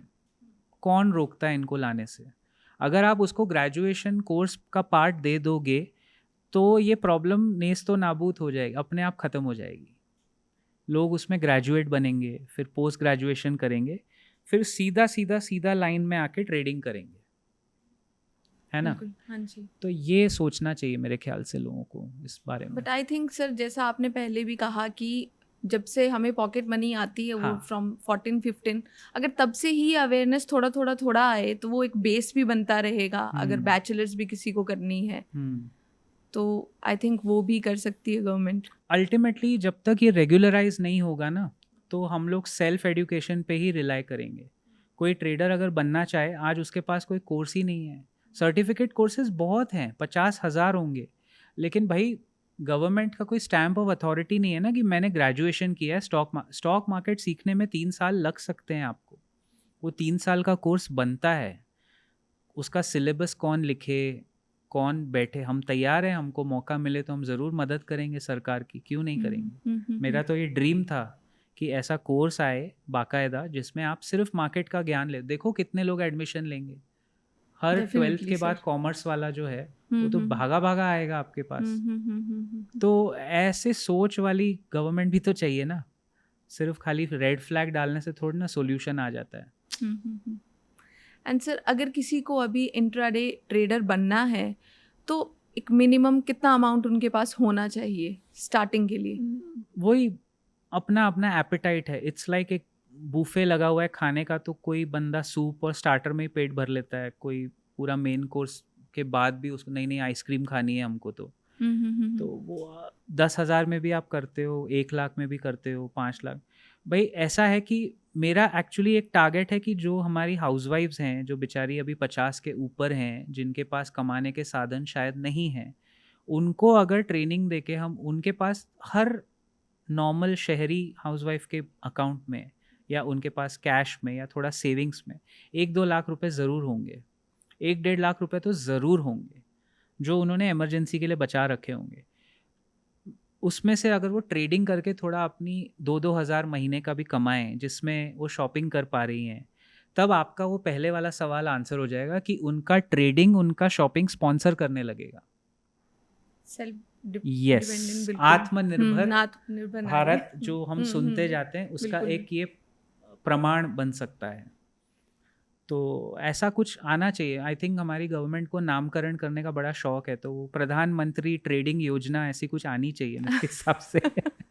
प्रधानमंत्री जन धन ट्रेडिंग योजना, it will be nice actually. तो आपके माध्यम से मैं तो भाई, हम तो टैक्स पेइंग सिटीजन है, हम सजेशन तो दे ही सकते हैं मेरे ख्याल से अब तक, तो वो अलाउड है देना। तो हम तो चाहेंगे कोर्स लेके आओ, और कभी ना कभी आ जाएगा वो, देर सवेर आए, लाना ही पड़ेगा उनको। सर अगर किसी को फुल टाइम ये इंट्राडे ट्रेडर बनना है या जो ऑलरेडी हैं, इनकी पूरी दिन की रूटीन क्या रहती है सर? लाइक पूरा दिन इन्हें फ़ोन में लगे रहना पड़ता है? अरे बाप रे, बहुत बहुत ही घातक हो सकता है ये, क्योंकि जो ट्रेडर की जो साइकोलॉजी होती है ना, वो कभी 24 घंटे मार्केट में ही लीन रहता है। वो इंडिया का मार्केट बंद हो जाएगा 3:30 बजे, यूएस का शुरू होता है 7 बजे इंडियन टाइम, तो वो यूएस मार्केट देखने बैठ जाएगा। कभी कभी यूएस मार्केट में हमारे इंडियन स्टॉक्स भी लिस्टेड है वहाँ, तो जैसे इन्फोसिस वहाँ लिस्टेड है, HDFC बैंक वहाँ लिस्टेड है, ICICI वहाँ लिस्टेड है। तो वहाँ के क्राइटेरियाज अगर वो फुलफिल कर रही है तो वो वहाँ पे भी लिस्ट हो लिस्ट हो सकती है? जाती है। तो हुई ADR बोलते हैं, अमेरिकन डिपॉजिटरी रिसीट्स, वहाँ हमारी कंपनी के वहाँ भी हैं। तो कभी कभी क्या होता है, नैस्डैक में यानी यूएस के IT कंपनीज में कोई ख़राब खबर आ गई तो इन्फोसिस वहाँ गिरने लगता है शाम के 7 बजे, और एक इंट्राडे ट्रेडर को अगले दिन सुबह का क्यू मिल जाता है कि यूएस में गिरा है ना शाम को, तो अगले दिन हमारे यहाँ भी कांड होने वाला है कुछ। तो इंट्राडे ट्रेडर की लाइफ तो भाई बहुत, पढ़ते रहो, एनालिसिस करो, चार्ट पैटर्न देखो, रेजिस्टेंस सपोर्ट लेवल्स कहाँ हैं, क्या करना है कल मुझे। इट्स लाइक रोज़ दुकान का शटर खोलना है, रोज़ पैसे कमाने हैं, रोज़ शटर डाउन करना है, वो वाला काम। और मैं आपको बताऊं, ज़्यादातर इंट्राडे जो बेस्ट ट्रेडर्स होते हैं ना, वो पहले 1-1.5 घंटे में ही अपना काम कर लेते हैं। 9:15 से 10:30 तक हो जाता है, दुकान शटर डाउन, पूरा दिन मार्केट चलता रहे, मैंने कमा लिया अपना बस। बट सर आप जो बता रहे हो मोस्टली जो लगे रहते हैं, देखते रहते हैं, तो सर इस तरह से स्ट्रेस लेवल कितना बढ़ता रहेगा? स्ट्रेस बढ़ जाए। ऑप्शंस में जो लोग ट्रेड खासकर ऑप्शंस में करते हैं, जिसमें पैसे गवाते हैं लोग 90%, उसमें आपको हर मिनट लगे रहना पड़ता है। स्ट्रेस तो बढ़ता है, नो डाउट। और अगर आप स्ट्रेस नहीं झेल सकते तो फिर ट्रेडिंग करना भी नहीं चाहिए, क्योंकि हर एक की क्षमता नहीं होती कि उसने लाख रुपए लगाए और वो 60,000 पे बैठा है, तो वो बर्दाश्त करने की ताकत हर एक की नहीं है, कुछ भी हो जाए। तो वो ताकत अगर आप में नहीं है, अपनी रिस्क कैपेसिटी। विजय केडिया एक बहुत अच्छे बड़े इन्वेस्टर हैं, वो एक बात हमेशा बोलते हैं, मैंने सुनी है उनके मुंह से, तो क्रेडिट उनको दूंगा। नो योर सेल्फ, KYC नहीं KYS। नो योर सेल्फ मतलब पहले अपनी क्षमता पकड़ लो, मैं कितना रिस्क ले सकता हूँ जिससे मेरे रातों की नींद हराम नहीं हो रही है। यू नो, जब आपको रात को पीसफुली नींद आ रही है ना, मतलब आपने सही स्टॉक में ट्रेड लिया है। क्योंकि कई बार ट्रेड ऐसे होते हैं कि आपकी एक्चुअली रातों की नींद खराब हो जाती है, होता है ये काम, वो फिर नहीं करना चाहिए मेरे हिसाब से। ऐसा काम मत करो कि आपको नींद नहीं आए, बेसिक ह्यूमन नीड तो आपको चाहिए ना। सर हमने इतनी सारी बात करी कि कैसे स्टार्टिंग में इन्वेस्ट करें, एंड देन वो पूरा प्रोसेस, एंड ये शॉर्ट टर्म क्या रहता है, सर कंक्लूडिंग ऑल दिस, एक जो बिहेवियरल फाइनेंस है, मतलब कब पता चले इंसान को कि बस अब रुक जा, क्योंकि कोई ना कोई स्टॉक रोज गिर रहा है, आप रोज खरीद लोगे, आज ये गिर गया, आज मैंने ये खरीद लिया, या जिसके पास इतने करोड़ों रुपए बन चुके हैं ऑलरेडी, हाँ एंड उसको अब है कि मुझे करोड़ का 10 करोड़ बनाना है, जी, अब 10 करोड़ का फ्यूचर में और ज़्यादा चाहिए, तो सर वो कब रुके, वो कैप लगाए कब कि बस अब रुक जाना चाहिए? अच्छा आप कह रहे हो कि बस अब ट्रेडिंग बंद ही कर दो हाँ, इसको। मतलब ठीक है, एक कहीं तो रुकना पड़ेगा सर। हाँ बिल्कुल, क्योंकि देखा है हमने, शायद मैंने खुद भी एक्सपीरियंस किया है ये। आपने अच्छा सवाल पूछा है कंक्लूडिंग, कि अगर आप नहीं रुकते और सब कुछ करते जाते हो तो पैसे उसमें लॉस भी फिर उतना ही होता है। Loss and sir I think अभी रिसेंट टाइम्स में सबसे बड़ी प्रॉब्लम ये है कि मेंटल इलनेस इतनी ज़्यादा है, तो सर इस सब को ध्यान में रखते हुए रुकना तो पड़ेगा, वो सेटिस्फेक्शन लानी तो पड़ेगी, नाउ दैट्स इट, कि काफ़ी कमा लिया। ये बहुत मुश्किल है, मैं आपको बताऊं, आपने अच्छा पूछा है, लेकिन ये इसका कोई फिक्स्ड फार्मूला नहीं है। काश हमारे लोगों में इतना होता, संतोष जिसको बोलते हैं ना, संतोष, वो लेवल किसी का 10 लाख हो सकता है, किसी का 100 करोड़ भी नहीं हो सकता, उसकी कोई सीमा नहीं है।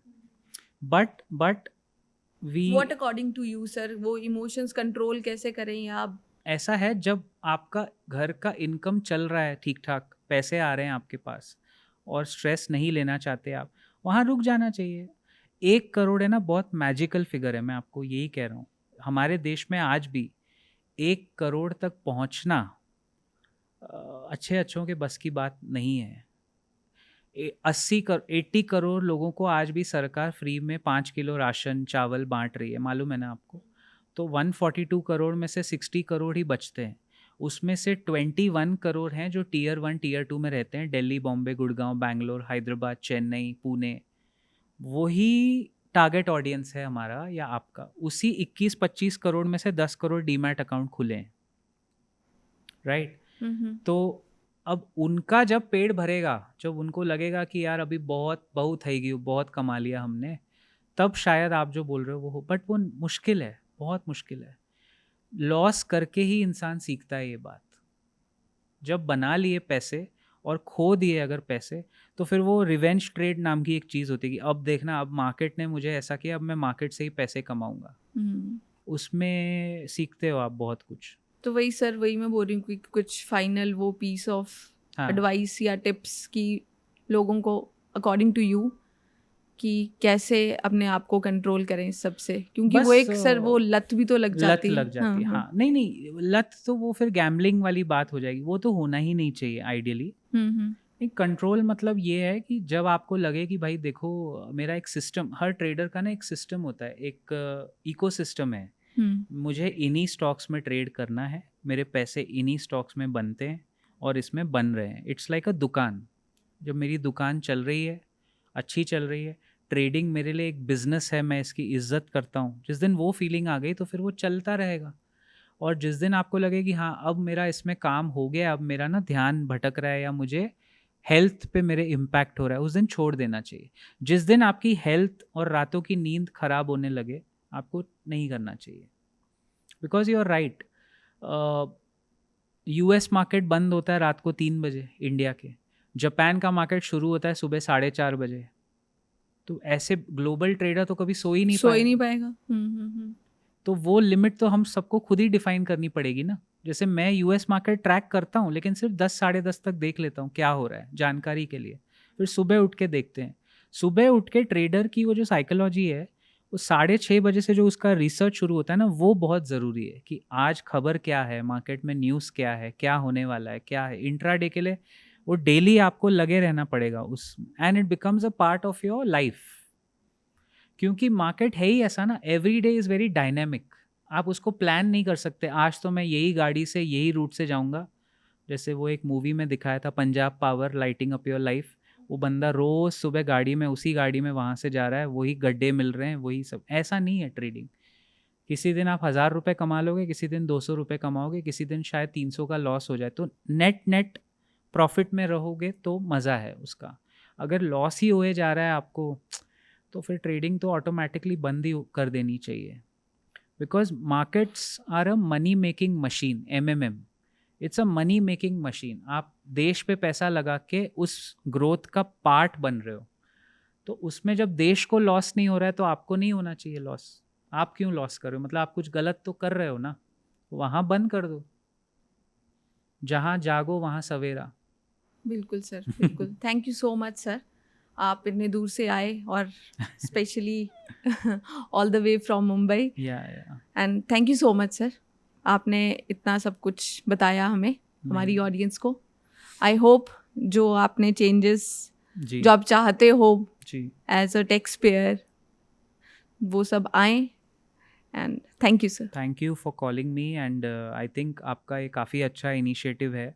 अलग अलग चीज़ों पे बातचीत हो देश में, वो ज़रूरी भी है, क्योंकि आजकल मैंने देखा है लोग पॉडकास्ट से ज़्यादा सीखते हैं कंपैरेटिवली. बट डेफिनेटली आपने अच्छे पर्टिनेंट क्वेश्चंस पूछे इस बार भी, तो it makes our job easier definitely as an investor, as a value जो हम दे पाएँ ऑडियंस को. और मैं तो यही चाहता हूँ कि आपकी ऑडियंस कभी भी अगर किसी को कोई कमेंट में सवाल हो तो they can feel free to type in the बिल्कुल, कमेंट्स बिल्कुल sir. and we will be happy to answer. So pleasure is all mine. Thank you so thank much. You. Thank you sir. Thank you.